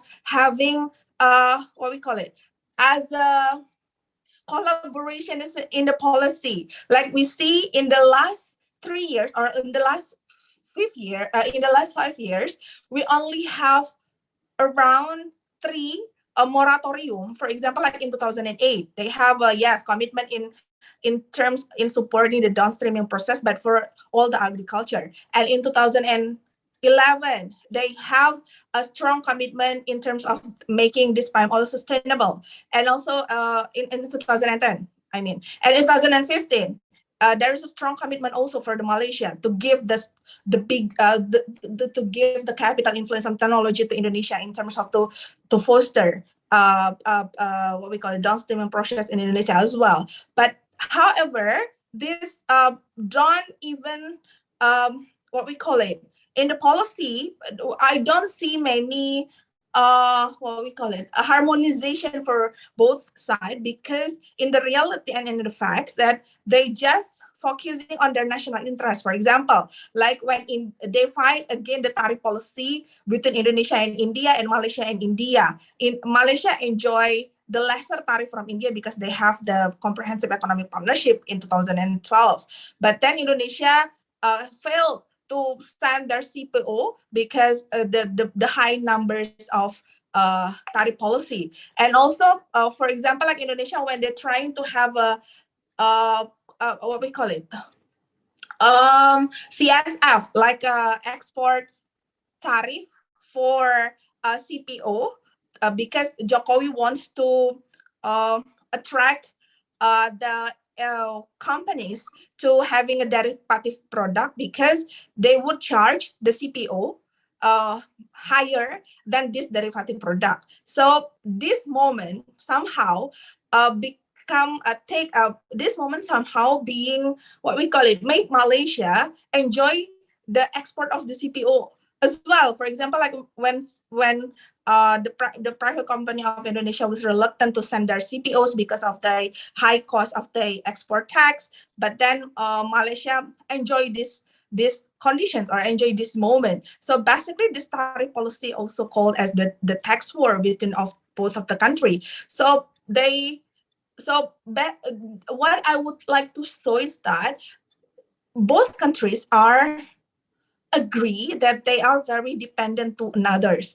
But however, unfortunately, in the policy interdependence, we don't see any act or like a strong, symmetric, mutual outcome for both of these strong interdependence to have a mutual policy itself. So this has become one of the issues that need to be addressed by both of the country to foster better about this development. And also for the next, wait, we go. Okay, I'm trying to make it fast. And for the next, about the sustainable palm oil, like have been mentioned by Ms. Dr. Siti Darwinda, right? There is a four issues. For example, like EU import duties in 2013, and all can be called as the black campaign. The palm oil is not sustainable, and also for palm oil free label in many products in European Union. How that they're trying to attract the consumers that please don't use any product that have a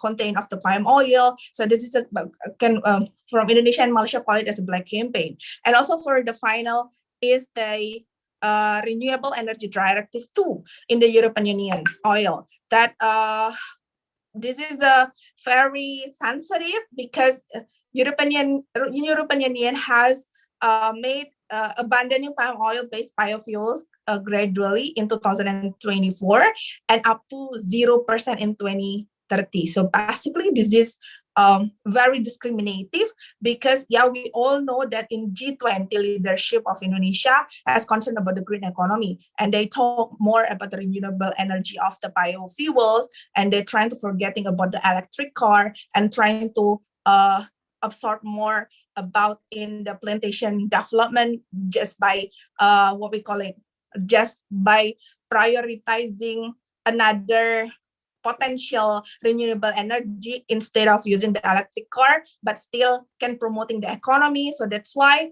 the idea of the vegetable oils as the base of the biofuels start there on the discussion. But however, it's very unfortunate for Indonesia and Malaysia because European Union discriminate only the palm oil that is already based as the largest income generator for the Indonesia and Malaysia, right? So basically, it is a very sensitive. Okay, I'll make it fast. Wait.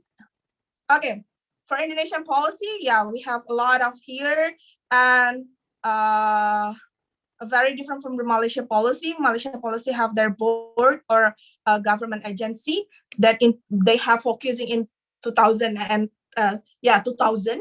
So basically, Malaysia have start faster than Indonesia to focus on the downstreaming process. So that's why the developments of derivative product have been there, and technology development also have been advanced in Malaysia compared to Indonesia. That it's very sensitive because the changing or if there is a transition of the politics and the roadmap have been changing over the time. Like for example, we have in 2014. It terminated in 2014 that the MP3EI have been introduced by the SBY itself and being terminated by Jokowi, and Jokowi introducing the CSF. Later, I will discuss further. And also, there's an action plan in 2019-2020 that FOXB become the multi-stakeholder Indonesian Palm Oil Forum, and it's become the what we call it as a great maneuver for Indonesia because Indonesia at the very first time trying to focus on this, and they have a funded base of the government different from the previous roadmap. Like Malaysia also has a fully concerned support by the government. So but they start earlier than Indonesia in 2000, so you may see the gap. of the development, and we could learn more of the we have to learn more about the Malaysian experience from this. And also for the certification had been mentioned earlier, Malaysia and Indonesia have their own certification, right? But however, it's being constructed also by the leading palm oil certification standard, that Malaysia and Indonesia have a lower score and have a problem in synchronized with the RSPO, atau Round Table Sustainable Palm Oil Certification Scheme that have been established earlier in 2004, and Malaysia in 2013, and Indonesia in 2011. And Malaysia and Indonesia, the standard cannot be accepted by the European Union, because the European Union only accept the certifications of the product coming from this voluntary certification of the international standard, especially for the RSPO. And also it been highlighted that MSPO and ESPO have a problem in the human right, and they being highlight about the problem of the environment as well. So this is become the big issues also for the both country trying to harmonize this standard. Collective setup. Yes, we have a, even if, I'm trying to highlight that we have a strong interdependence by having asymmetric relations, but however, the collective setup in 2015 can make a fresh air for us, because at the very first time, Indonesia and Malaysia have their own, as the founding fathers of this intergovernmental organizations, they're trying to, what we call it, as a game changer to solve many problems of the palm oil, and trying to synergize all the stakeholders. And also for the second is, we have a strong support from the ASEAN as well. Solidarity are very strong.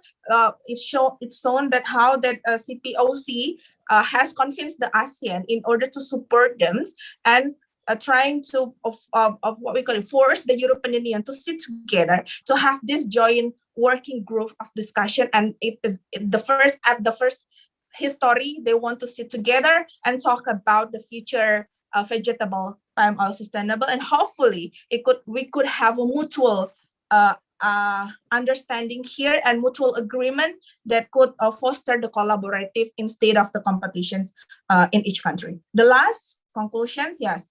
The first, we need foster harmonizations of the norms and standard of sustainable palm oil, and also Indonesia, Malaysia, in domestically, they showing their good commitment in terms of to providing the sustainable palm oil development, but it's very weak collaboration between both countries to have to foster more about this bilateral cooperations. And also the last, synergy in cross-border interactions, because we see a lot of body have been created by these both countries. So we need a synergy of actions, especially for the green campaign of palm oil or other strategic industrial project. Thank you very much, Ms. Mia. I'm so sorry if I take a lot of time to speak. Thank you very much. Wassalamualaikum warahmatullahi wabarakatuh. Waalaikumsalam, Bisari. So before I conclude all, I would like to call Miss Nur Aulia. Nurul Aulia. Hello, Miss Aulia, are you ready? Okay. Okay, for the last but not least, we have Miss Nurul Aulia. We'll talk about COVID-19 and the challenges, okay? Okay, the floor is yours. Oh, no. So sorry. Before that, I would like to read your profile first, Miss Nurul Aulia. Miss Nurul Aulia, as I mentioned before, is the lecturer of International Relations, Universitas Sriwijaya. She was graduate from Sarjana Ilmu Politik Hubungan Internasional Universitas Gadjah Mada, UGM, Indonesia in 2015. And in 2017, Master of Arts, International Relations, Sumekan University, Japan. Okay, without further ado, please, Nurul Aulia, Miss Nurul. Okay. Okay, thank you. But committee, can you help me to share my presentation, please? Okay. Okay, Assalamualaikum warahmatullahi wabarakatuh, and good morning. Thank you for having me in this forum. First, I'm honored and humbled to be part of this forum with Dr. Nazaria, Dr. Darwinda, and Misari. And today, I'm actually going to focus on response and cooperation between Indonesia and Malaysia amid COVID-19 pandemic. First of all, I want to talk that without stability, we cannot bring prosperity, and without sustainable economic activities, our stability will deteriorate. And without ASEAN, I'm not sure that we can enjoy stability and prosperity that we have right now, despite issues and challenge that we have in this region. And COVID-19 pandemic is one of the challenges in this region, and also in the broader scope global issue. Next, please. Next slide, please.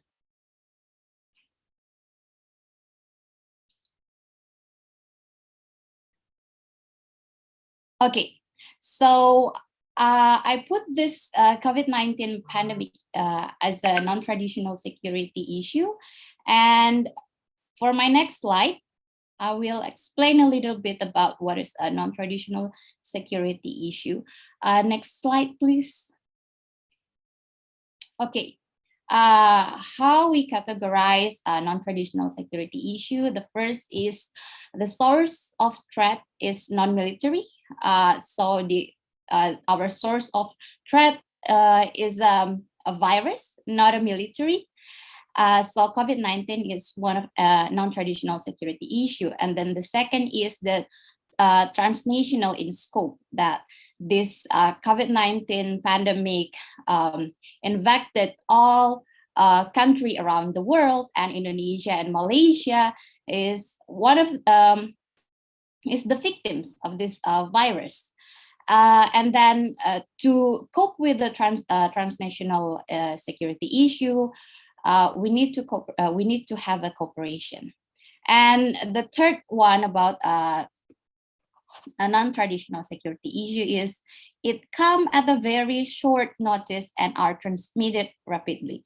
We already hear that this COVID-19 virus came from Wuhan in China in December 2019, and then 2 or 3 months later, we received our infection. A first case in Indonesia was March 2020, and in Malaysia was on January 2020. So it came very short notice, and it transmitted to all over the world.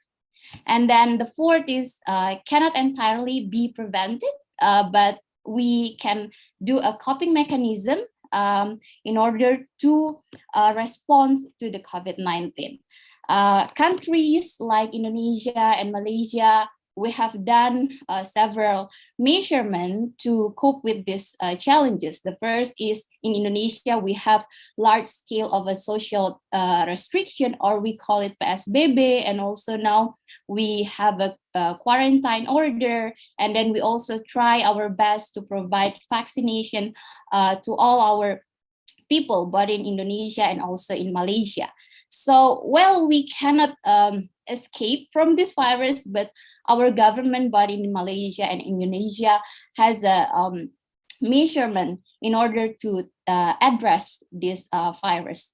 And national solutions are not inadequate. So we need a cooperation. We need cooperation within the region and also through multilateral forum in order to solve this COVID-19 together. Because again, if we only handle it within our national territory, we cannot remove this COVID-19 to entire the world. So we need a cooperation, and in Indonesia and Malaysia, luckily we have ASEAN.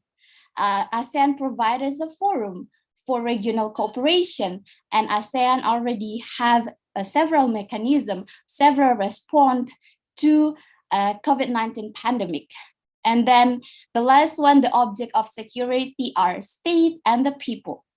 During the cooperation between ASEAN members, previously we talked more about traditional issue like South China Sea or border dispute or territorial issue, but non-traditional security issue like a COVID-19 pandemic, it affected state and also people, human. So, and it needs cooperation not only between state, but also people within the state itself or people within the region itself. Okay, next slide, please. Okay, here is the background about Indonesia and COVID-19. Indonesia, one of the most populous country around the world after China, US, and Japan and Indonesia. And then Indonesia also the most populous country in Southeast Asia. So because of our population, it brings opportunity, it brings advantage, but also it brings a challenge for us. And then related to the health sector, health issue, unfortunately, because we have a vast geography from Sabang to Merauke, the quality of our health infrastructure between a region in Indonesia sometimes unequal or inadequate to respond issue like COVID-19. And then how Indonesia government itself responds to the COVID-19 crisis. The first is we have established Indonesia Task Force to combat COVID-19 on March 2020. After the information that we have a first case of our COVID-19 and we have a social restriction, or we called it PSBB in here, and we also do a travel ban for foreign visitors to Indonesia in the beginning of a COVID-19, but now we apply the quarantine measurement for the foreign visitor to come to Indonesia. And then we also do diplomacy, vaccine diplomacy to secure a COVID-19 vaccine through bilateral and also multilateral mechanism. Okay, next, please. And then for Malaysia itself, Malaysia population is 31 million people, relatively the population less than Indonesia. And then when we see about the development in Malaysia, more equal compared to the region is more equal in terms of economic development compared to Indonesia. So of course, Malaysia as a better mechanism in terms of a health sector in order to respond to COVID-19. And how the Malaysia itself responds to COVID-19, Malaysia also implement a movement control order or MCO and recovery movement order at this moment, recovery movement order. And then in the beginning of the COVID-19 ban on entire of all tourists and foreign nationals to come to Malaysia in the beginning of the COVID-19 crisis. But now there is a different approach that the Malaysia government also do a quarantine policy towards the foreign visitors. Next, please. And here is the number of infected people of COVID-19. Indonesia, this information, this data came on October 2021 last year. But when we look at the number, Indonesia is the highest that the people got infected of COVID-19. And we can see Malaysia, the yellow one, it's around 2 million people, and Indonesia got infected around 4 million people. Okay, next slide, please. So this is how the vaccination situation in Indonesia and Malaysia. I try to bring a comparison. The first, we need to notice that the population between Indonesia and Malaysia are different. Indonesia population is around 200 million people compared to Malaysia is around 35. In my note is 32 million people.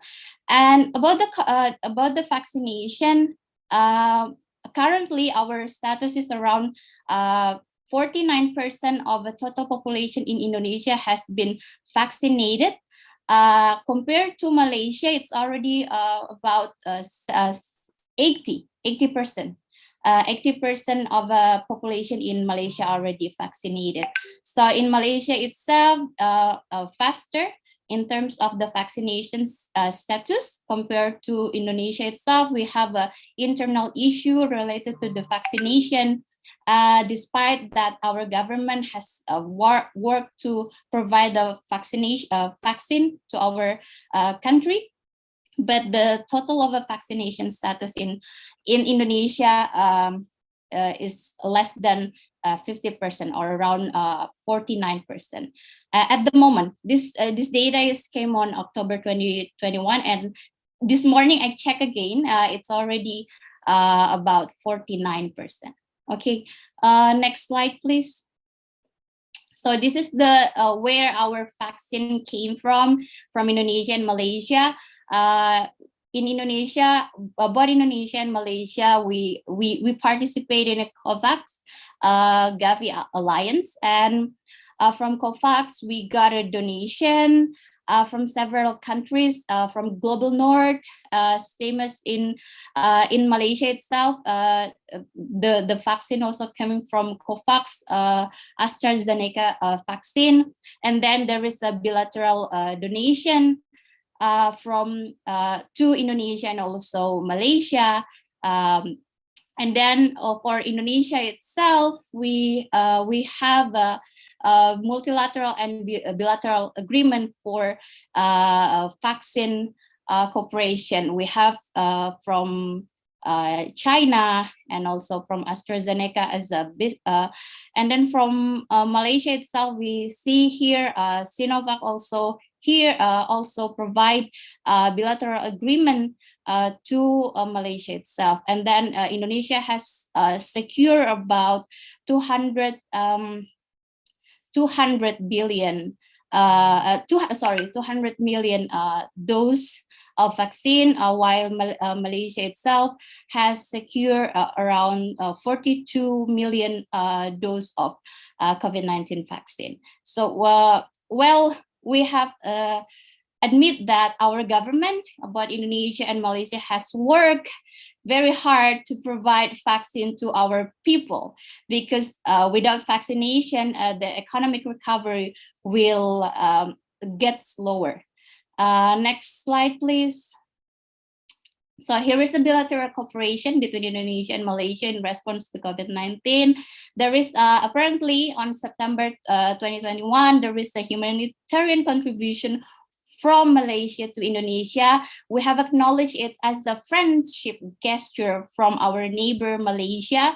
And then that Dr. Nazaria have mentioned before about the travel corridor arrangement between Indonesia and Malaysia has been discussed during the visit of Prime Minister of Malaysia to Indonesia last year on November 2021. But actually about the travel corridor arrangement, it already discussed within the ASEAN itself on 2020.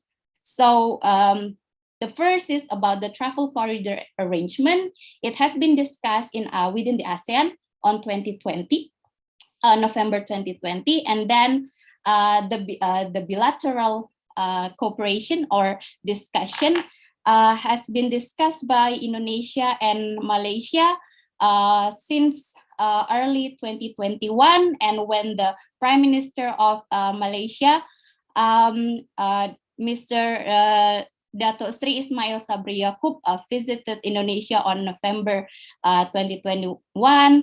The discussion already mentioned, and I think if there is no Omicron variant, maybe this travel corridor arrangement will be done. But well, we know there is Omicron variant, so maybe we need to wait after this variant handled by both the government. But the thing about the travel corridor arrangement is that both countries has discussed about the free quarantine for Indonesia and Malaysia, especially from Kuala Lumpur to Jakarta and vice versa, and also from Kuala Lumpur to Bali and vice versa.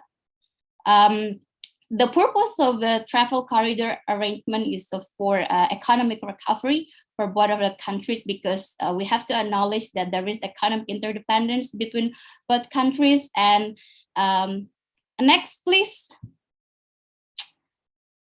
Okay, this is a collective response of ASEAN, because we cannot talk about Indonesia and Malaysia without ASEAN. Yeah, ASEAN.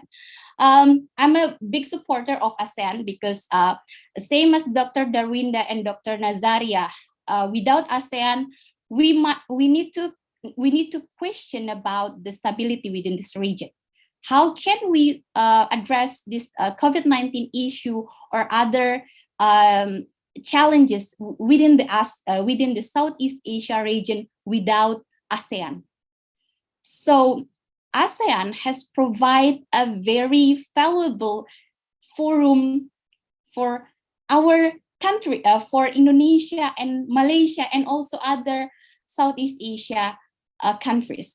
In terms of the COVID-19 crisis, the first is in 2019, there is a meeting, emergency meeting between all the ASEAN members, and they formulated the declaration of the Special ASEAN Summit on Coronavirus Disease. So this is a very short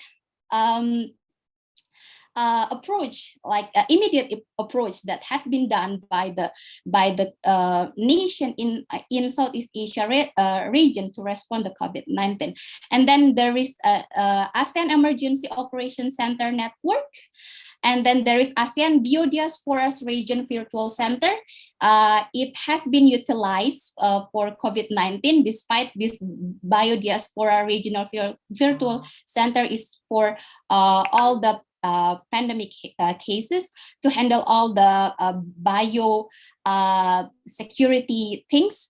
And then there is a Regional Risk Assessment and Risk Communication Center to the ASEAN members. Next, please. And then there is a regional collaborative strategy on ASEAN drug security and self-reliance, because Indonesia tried to be a hub of a vaccine center in Southeast Asia region. So maybe in the future that the cooperation for the drugs and a vaccine can be improved within the region. And also there is ASEAN +3 Senior Official Meeting for Health Development, or APT, mechanism responding to COVID-19, because within the ASEAN region also, within the ASEAN forum itself, it provides a mechanism for ASEAN members to discuss certain issue with our external partners, including China, Japan, and South Korea. And then there is the ASEAN Health Minister and ASEAN +3 Ministers enhancing cooperation. So that's the forum for health ministers. And then there is the ASEAN Center for Public Health Emergency and Emergency Disease. And then next slide, please. And then there is a COVID-19 ASEAN Response Fund, and then ASEAN Regional Reserve for Medical Supply for Public Health Emergency, and ASEAN Travel Corridor Arrangement that has been declared on November 2020. So I will emphasize that without without ASEAN, maybe how we respond to the COVID-19 is slower. And then ASEAN itself provided a forum for Southeast Asia region to discuss about security issue, about the economic issue, about the social issue, about the cultural issue. ASEAN itself bring a stability in this region, and we need to be believe that ASEAN, the ASEAN principle about the collaboration and then ASEAN centrality, and in order to tackle issue like environmental issue and then Myanmar issue or border issue, we cannot solve it bilaterally or unilaterally. We need to discuss it within the ASEAN itself. And last but not least, I think that's all my presentation. In this cases, I show you about how the Indonesia and Malaysia COVID-19 response, and it shows that there is a bilateral mechanism between Indonesia and Malaysia, but we need to emphasize on ASEAN itself, on how ASEAN provide a forum for cooperation between Indonesia and Malaysia. And next year, on 2023, Indonesia will become a chairman of ASEAN. So let's see what Indonesia can bring to this region. Hopefully, we can. I believe that the issue about blue economy and green economy, like palm oil issue, and then economic recovery post-pandemic, and also Myanmar issue will be discussed, and the South China Sea issue also will be discussed, and other issue that here in this region. Okay, I think that's all my presentation. Thank you very much for your attention. I bring back to Miss Mia. Miss Mia? Hey.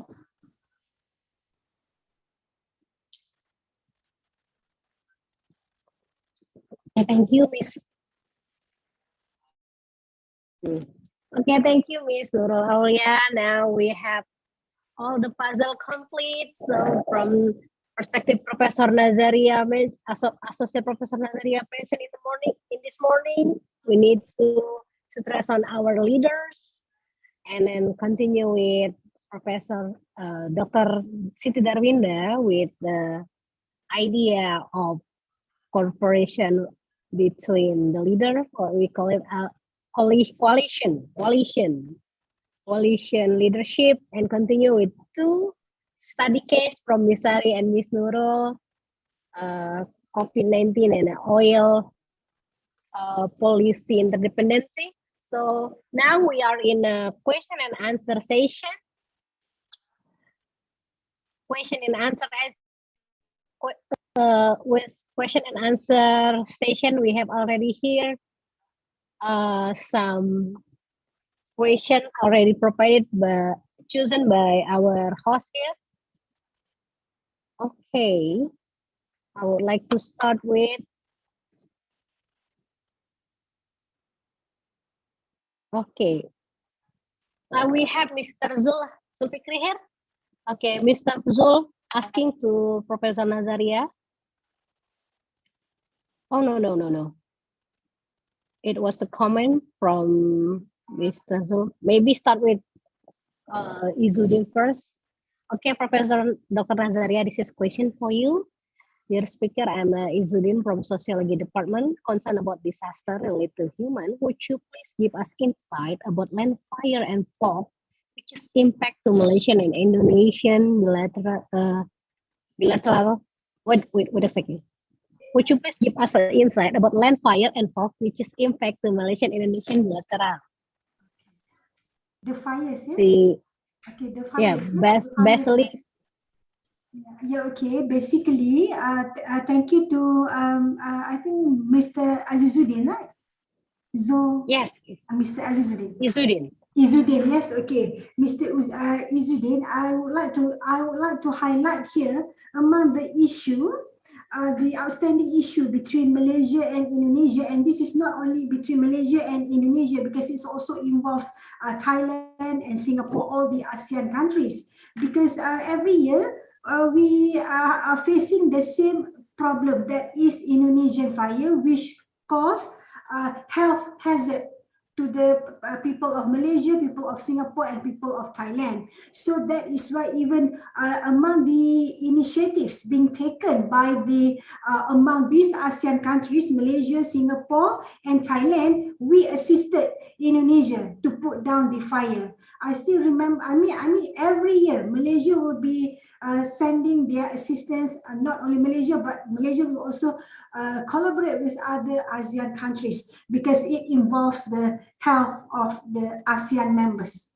So that is why the call for the Indonesian government to impose more stricter rules, procedures on the open burning, right? Because it affected the health of Malaysian. I still remember every year whenever there are burning in the Indonesian fire, we are facing the health problem, namely, the cases of asthma rising and so on.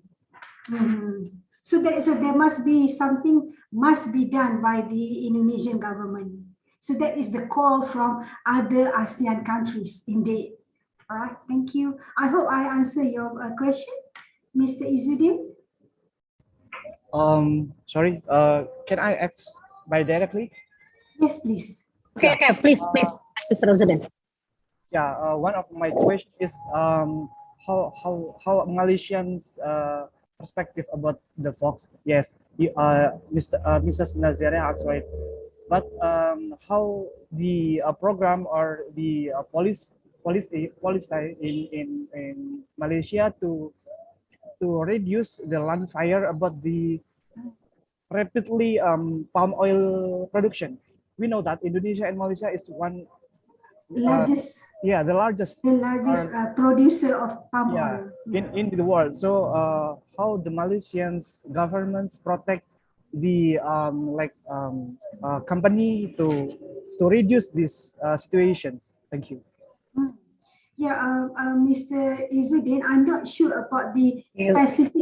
Mr. Izzuddin asking about the specific method taken by Malaysian government, because this involves the palm oil industry, because we know that both Malaysia and Indonesia, we are the largest producer of palm oil in the world. But I'm sure that during the visit of the Prime Minister of Malaysia, I mean, even last year, our 8th Prime Minister of Malaysia, that was Datuk Tan Sri Muhyiddin Yassin, they every time there were face-to-face meeting between Malaysian and Indonesian leaders, surely they will be discussing on this matter.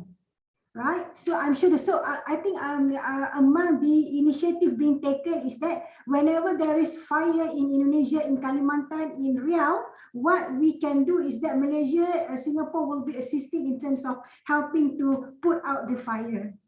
But I'm sure that there must be specific actions must be taken, because we are involved in this industry, that is the palm oil industry, that is the largest contributor to our income. Right? Thank you. Thank you. Thank you. Yeah, thank you. Miss Mia. Okay, thank you. Okay. I would like to invite Miss Mia. Dr. Zulkifli Sulaiman, please. Dr. Zulkifli Sulaiman.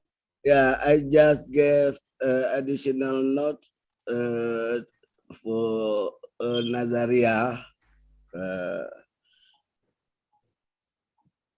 I mean, we must separate between the relation between people of Malaysia and Indonesia, and I mean informal relations, and formal relation between the two governments. Informal relations is rooted in our long history, and in formal relation depend on reason interest. So we must give more focus on informal relation between the two countries, and let the formal relation be conducted by the two government. Yes. I need your comments, Ms. Nazaria. Okay, thank you, Dr. Zulkifli. Yeah, thank you for your question. I totally agree with you that we need to have two types. We need to differentiate between type of bilateral relations between these two countries. And for your information, and now currently with the new government in Malaysia, the Foreign Minister of Malaysia has announced that we are going to improvise our public diplomacy or cultural diplomacy, meaning that apart from government G2G diplomatic relations, at the same time, the Malaysian government, which I believe also Indonesian government has been so active working on the public diplomacy or cultural diplomacy, which will involve the relations between people to people, right, between NGO people and NGO, international organization, and so on. So that this is the effort being taken by both countries. Yeah. Yeah. Dr. Zulfikri, yeah. Yeah.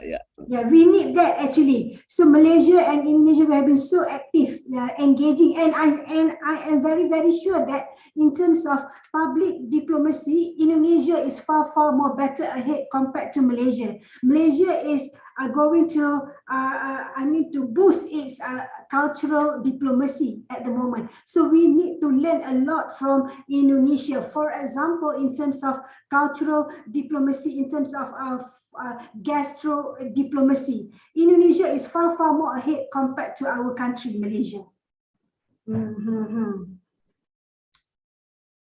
Yeah. Okay. Thank you. Thank you. And also, Thank you, Dr. Zulkifli Sulaiman.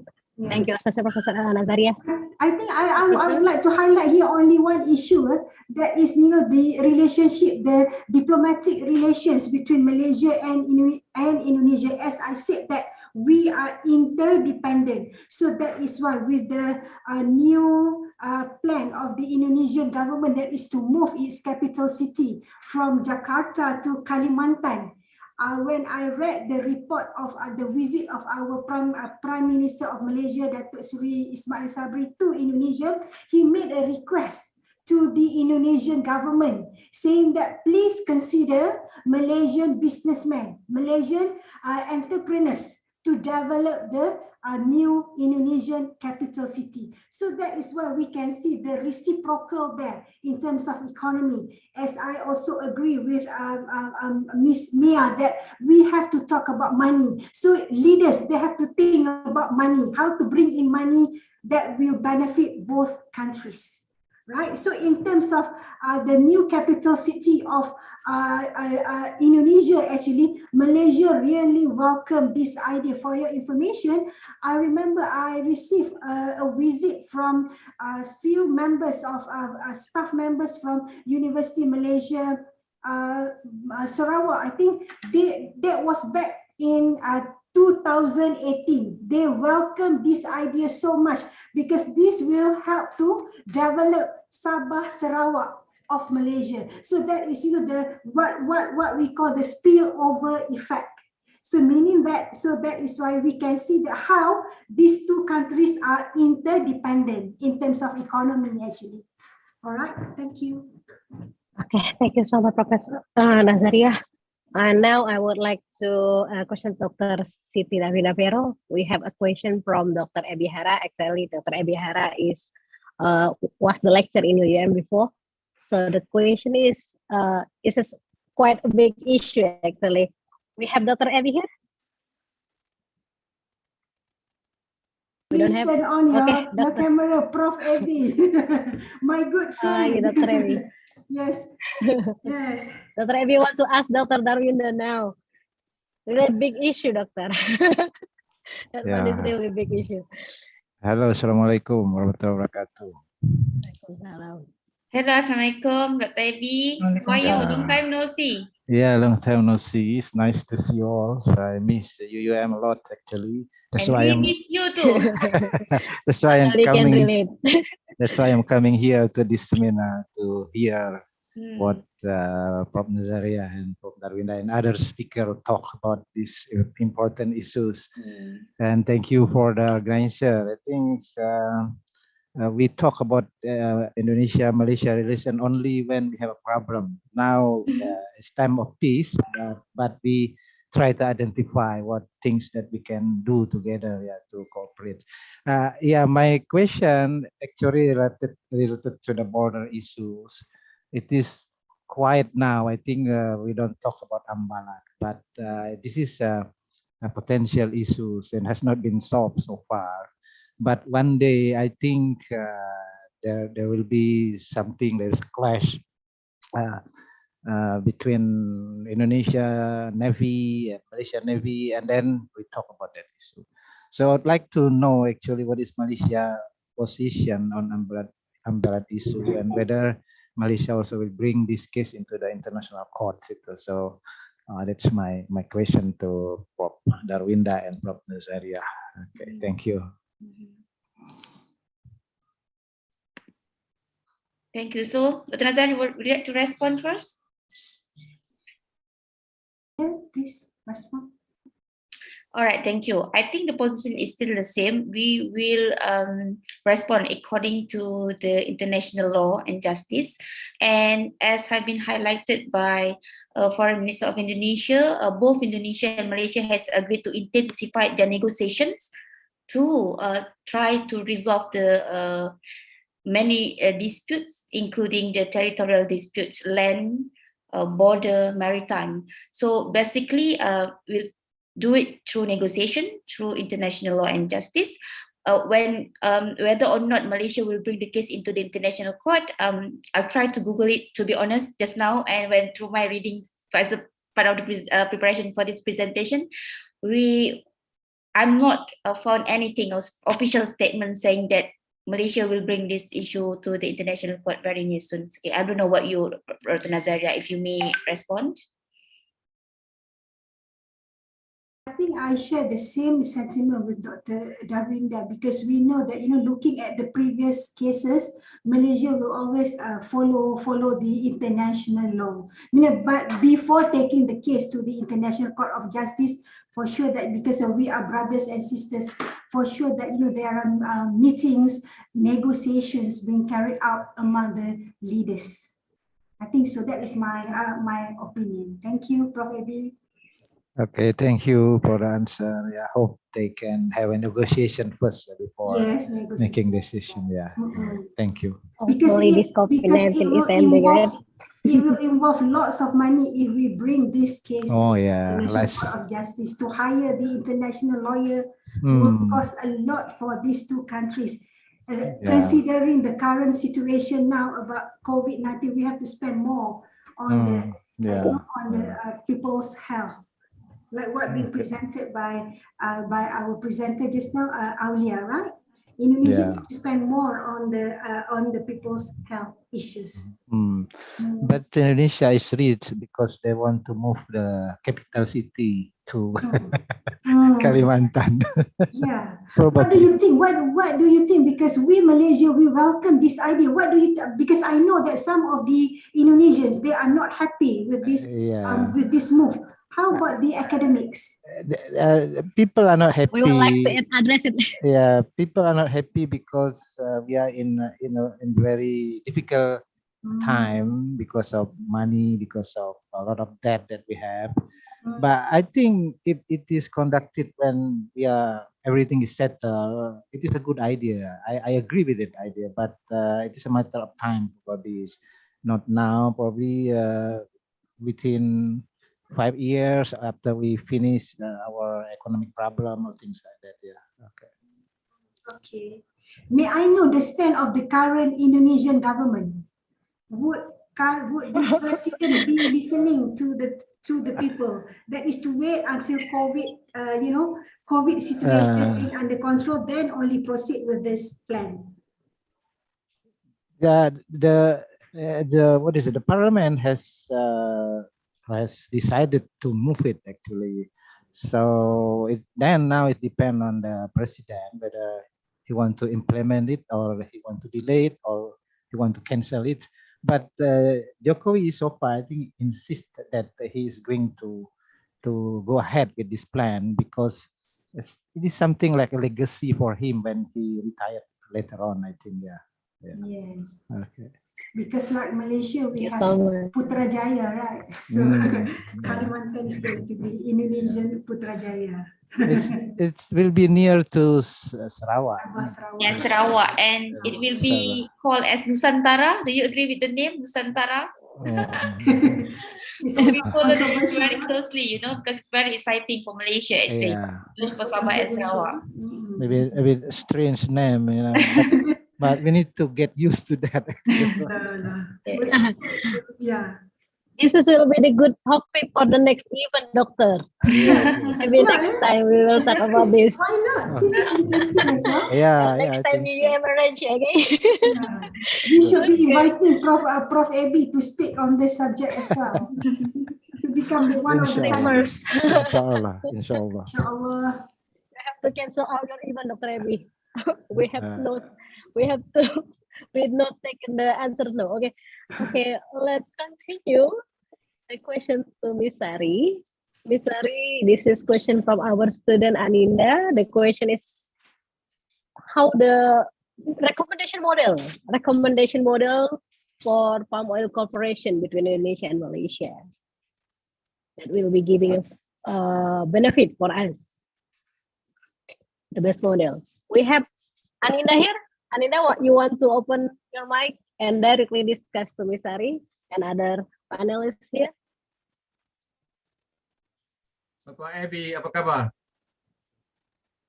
Alhamdulillah, Prof. Muda. How are you? Sorry to interrupt. Okay. Is it okay for me to? Yes. Okay. Is this the right time with Mia? Okay. Yeah, okay. Yes. Yes. Wow. That have been highlighted before that there is a big challenge for this relationship to foster the cooperation instead of the competition. Is that the first? These both countries need to put their concerns on the mutual benefit for both of the country. So there's a progress movement, which are the countries have formed such a and agree upon the formings of the council of the palm oil producing countries. So basically, this is become a big hope and a game changer as well in maintaining the relationship between both countries, right? For example, that they trying to collaborate and integrate it, the many partners that have been work and contribute a lot on the previous national actions of plan. So, for example, like Malaysia have their palm oil board, Malaysia Palm Oil Board as the government agency, and also have their palm oil council as well to promoting and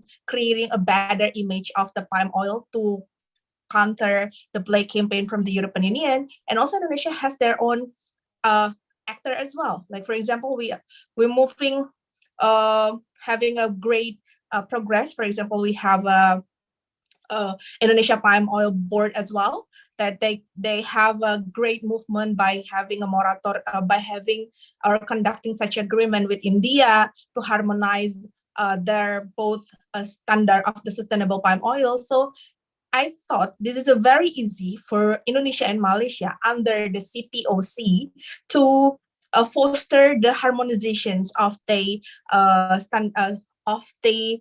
sustainable palm oil standardization scheme, because under this scheme we could maintaining a better downstreaming process from the downstream to producing the derivative product from the palm oil itself, right? So basically, what model can benefit for both sides is that they like, for example, like Mr. Erlangga as our Minister in Economic they say that Malaysia and Indonesia need to sit together in terms of to discuss further about the depth collaboration and cooperation between both countries, and also manage to have their single norms to work together and fostering their mutual benefit instead of just busy on protecting their own national interests within the international market. So hopefully Indonesia and Malaysia share their same responsibility in terms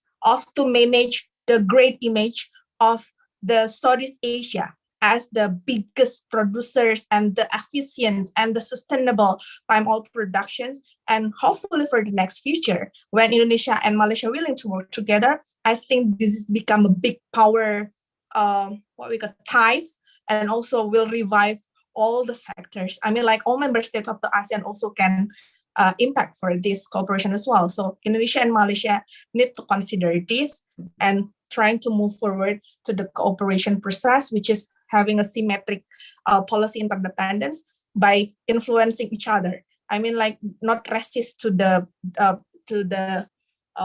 progress of what we call it, changing of the patterns of the policy, since we have share common goals and common responsibility. I think that's all, Ms. Mia.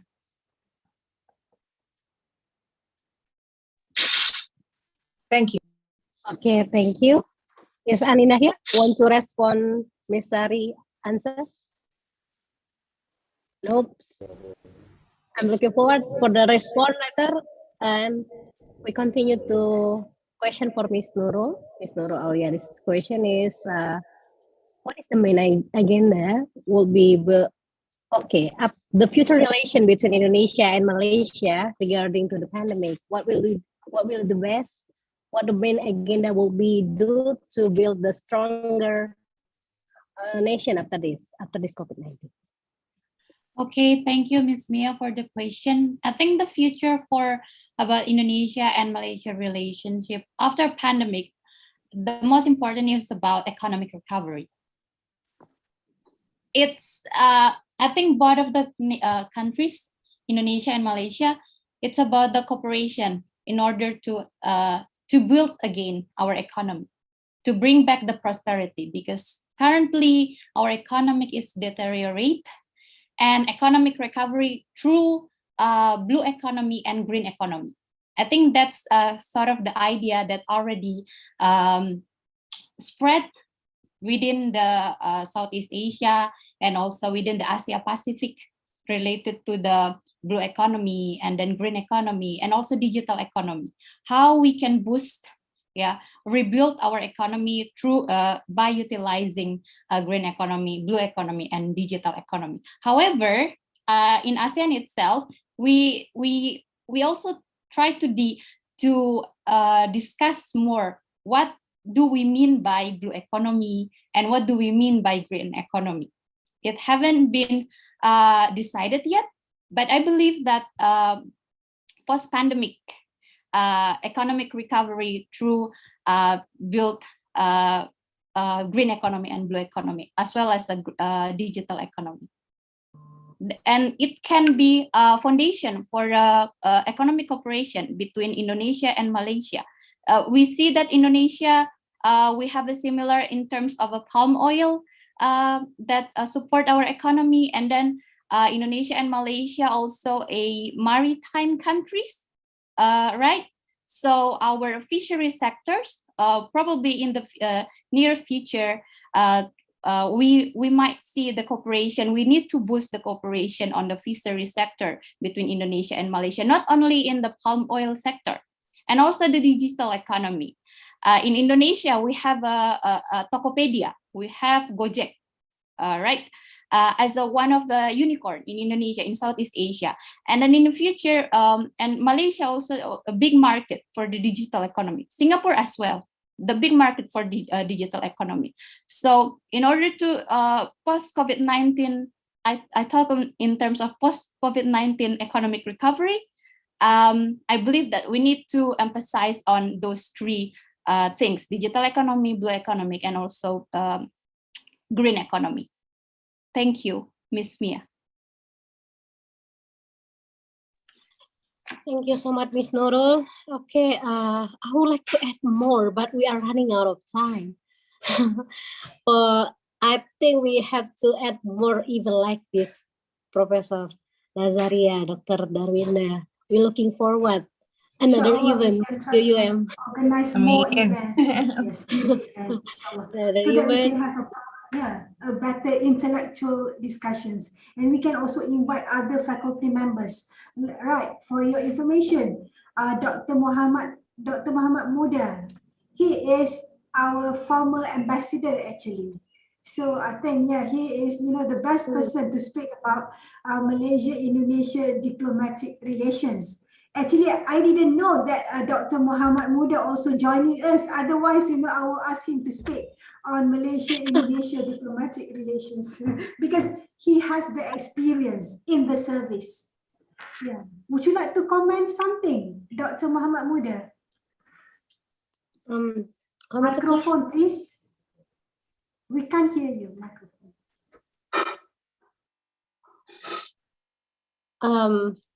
Start to comment next time, not today. Okay. Okay, maybe next time I would like to discuss, and we have another session, discussing session. But today, I'm so sorry we have to end it today. But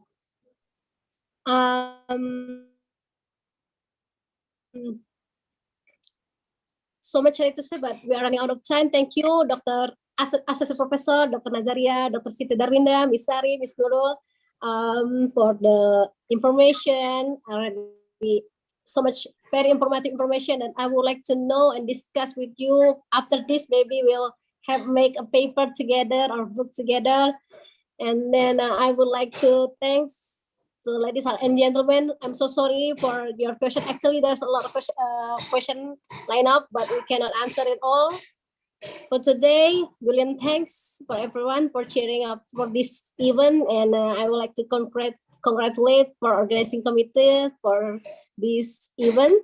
I'm looking forward for another event. I'm so sorry if any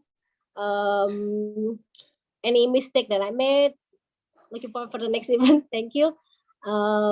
Thank you for your attention. Assalamualaikum warahmatullahi wabarakatuh. Back to you, host Abdul. Inshallah, we look forward for the next session. Thank you so much. Okay. Yes. Thank you for all the speakers. But before we leave this meeting room, we would like to proceed to the next agenda.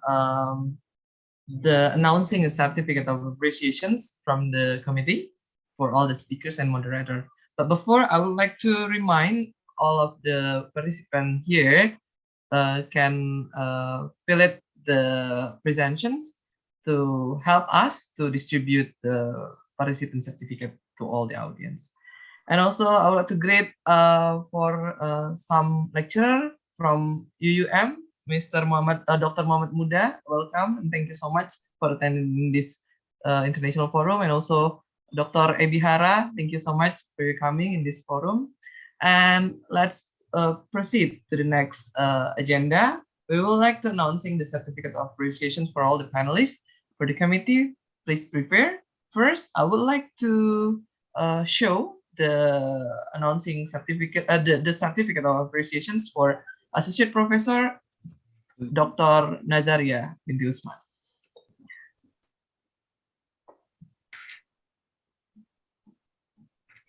Well, Dr. Nazaria, this is the certificate of appreciation for you, and thank you so much for your time and for your knowledge. For all the audience, please give the virtual applause. Thank you. For the second, yeah. Would you like to say something, Dr. Nazaria, maybe? My comment is that this is such a very fruitful session, and I look forward for the next session actually. But I think there is there must some changes. There must be some changes in the topic of my presentation for today. But it's okay. I can talk to with Ibu Mia later. But I think we should continue with this kind of program. Such a very helpful avenue for us to speak on academic matters with regard to Malaysia-Indonesia diplomatic relations, and it can be on any other issues, because we are from the faculty of politics and social sciences, so we have to discuss on the current issues. Okay, thank you so much. And once again, thank you so much, AP, Dr. Azhari. Thank you so much for giving us the opportunity to join this forum. Okay, thank you so much, Dr. Nazaria. Okay, we hope that it's not only for only one event, but we will continue for the next issues, the next event with the collaboration with University Sriwijaya and also Universitas Malaysia.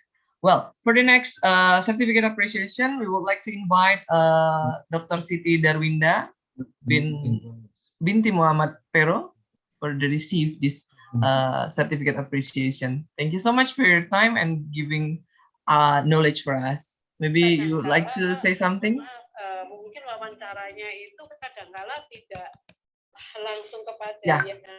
Okay. Yeah. Ibu Darwinda, ya. Thank you so much for the opportunity given to me and to the school to participate in this event. It's such a good event, and I'm so touched actually with the fact that we panelists really don't go one by one to discuss what we are going to talk for today's program, but obviously we share the same perceptions. We are on the same page on the issues that on the what we call crucial issues. Okay, we talk about the palm oil, we talk about the environmental issues, we talk about the territorial disputes. So we are on the same page with regard to this. And I feel not very, I feel happy, but I'm sad that I don't have the enough opportunity to respond to the questions that I read in the chat box. So for those who actually have questions, you just can reach to me. Okay, maybe the secretary have my emails or whatsoever, so feel free to contact me. Maybe we can discuss further. And I agree with Dr. Nazaria, maybe we can what we call have another sessions with the participation from the members or other members of our faculty, which have a lot of expertise with regard to the Malaysia and Indonesia's bilateral issue. Thank you very much for the opportunity. Thank you. Okay, thank you so much, Dr. Darwinda. And also, we hope that the period or the time for the discussion can longer than today, right? Okay, thank you so much. For the third panelist, we would like to invite Ms. Sari Mutiara Aisyah. Thank you so much for your time. And this is the certificate appreciation for you. Would you like to say something, maybe? Okay, it's such an honor. Thank you for having me as the panelist representing International Relations Department, Sriwijaya University. And it's such a nervous. I'm very happy,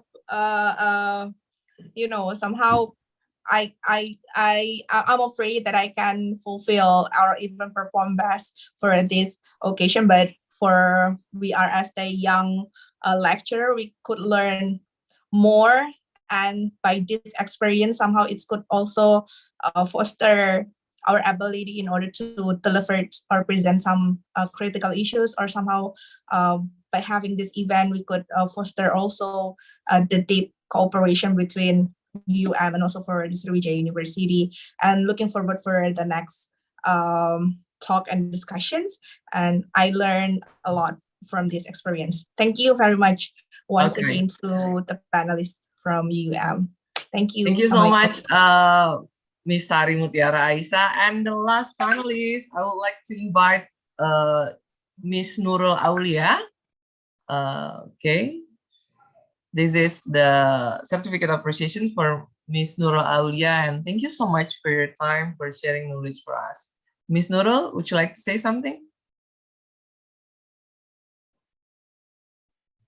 Okay, thank you very much, Mr. Halim.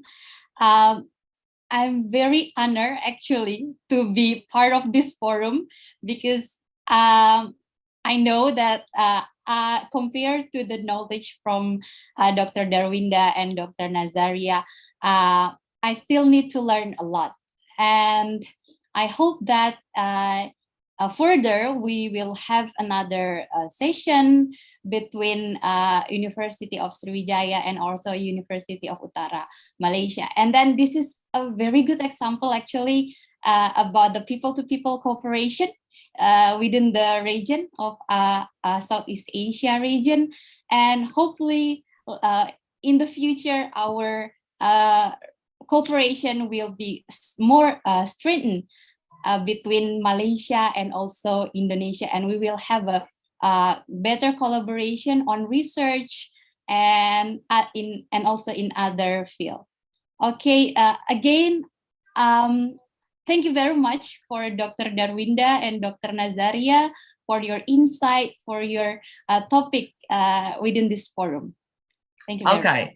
Thank you so much, Ms. Nurul Aulia. Okay, the last, we would like to invite our moderator who has led our discussion very warm. Well, Ms. Nur Aslamia Supli, please welcome. And this is, we would like to give you the appreciation certificate. Thank you so much for your time and for the very dynamic discussion that you already lead. Ms. Nur Aslamia? Hello, are you here? Yeah. Thank you. Hi, thank you so much for having me as your moderator for today. Looking forward for another event. Please next time don't make me moderator again, because I would like to ask the panelists actually, but we really don't have time here. Maybe next time we will after COVID-19 we go to UM and directly chat to Associate Professor Nazaria dan Dr. Siti Darwinda.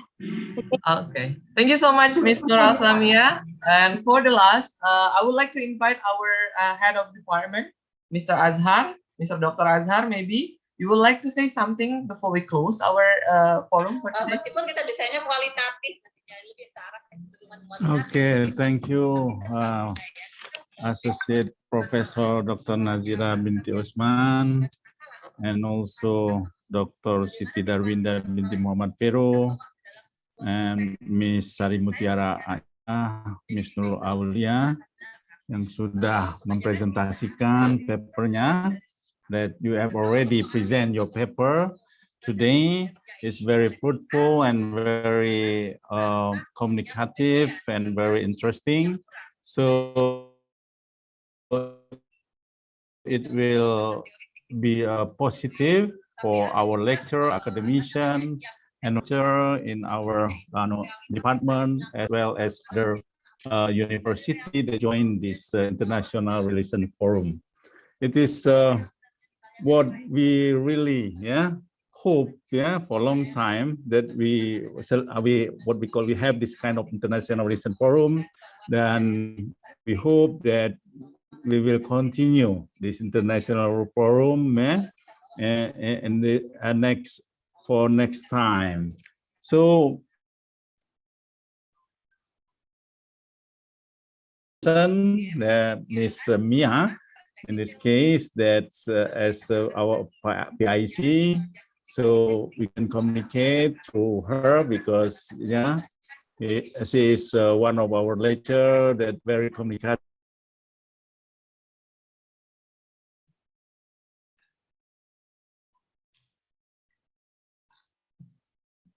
Okay, there's something happened with Mr. Azhar signal, but actually we can conclude that the signal is in trouble. Okay.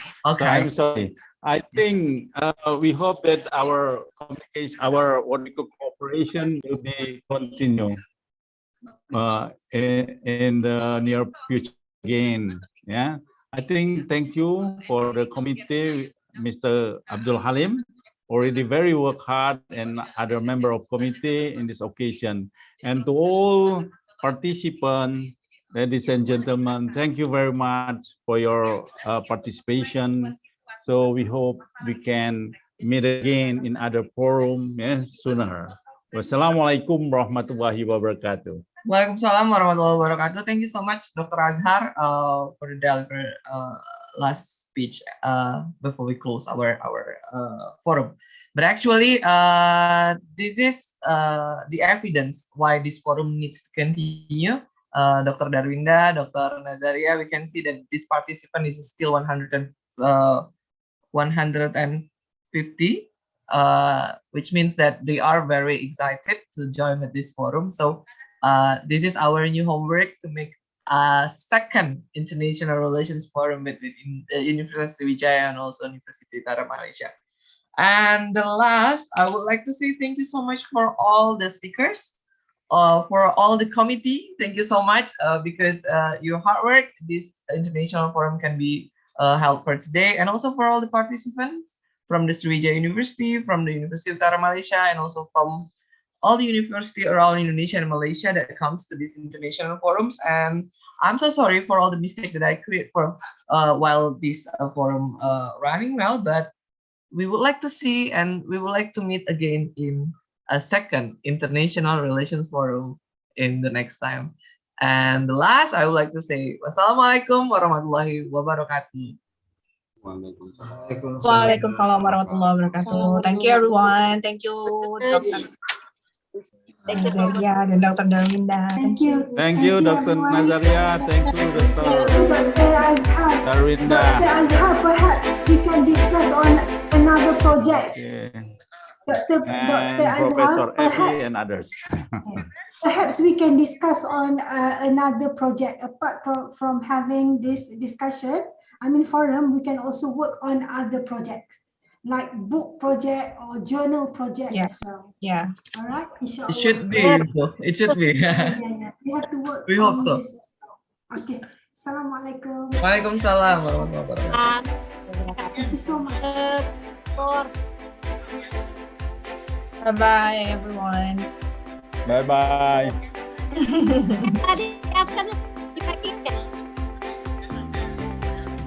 For all the participants, we remind you to fill in the form of presentation.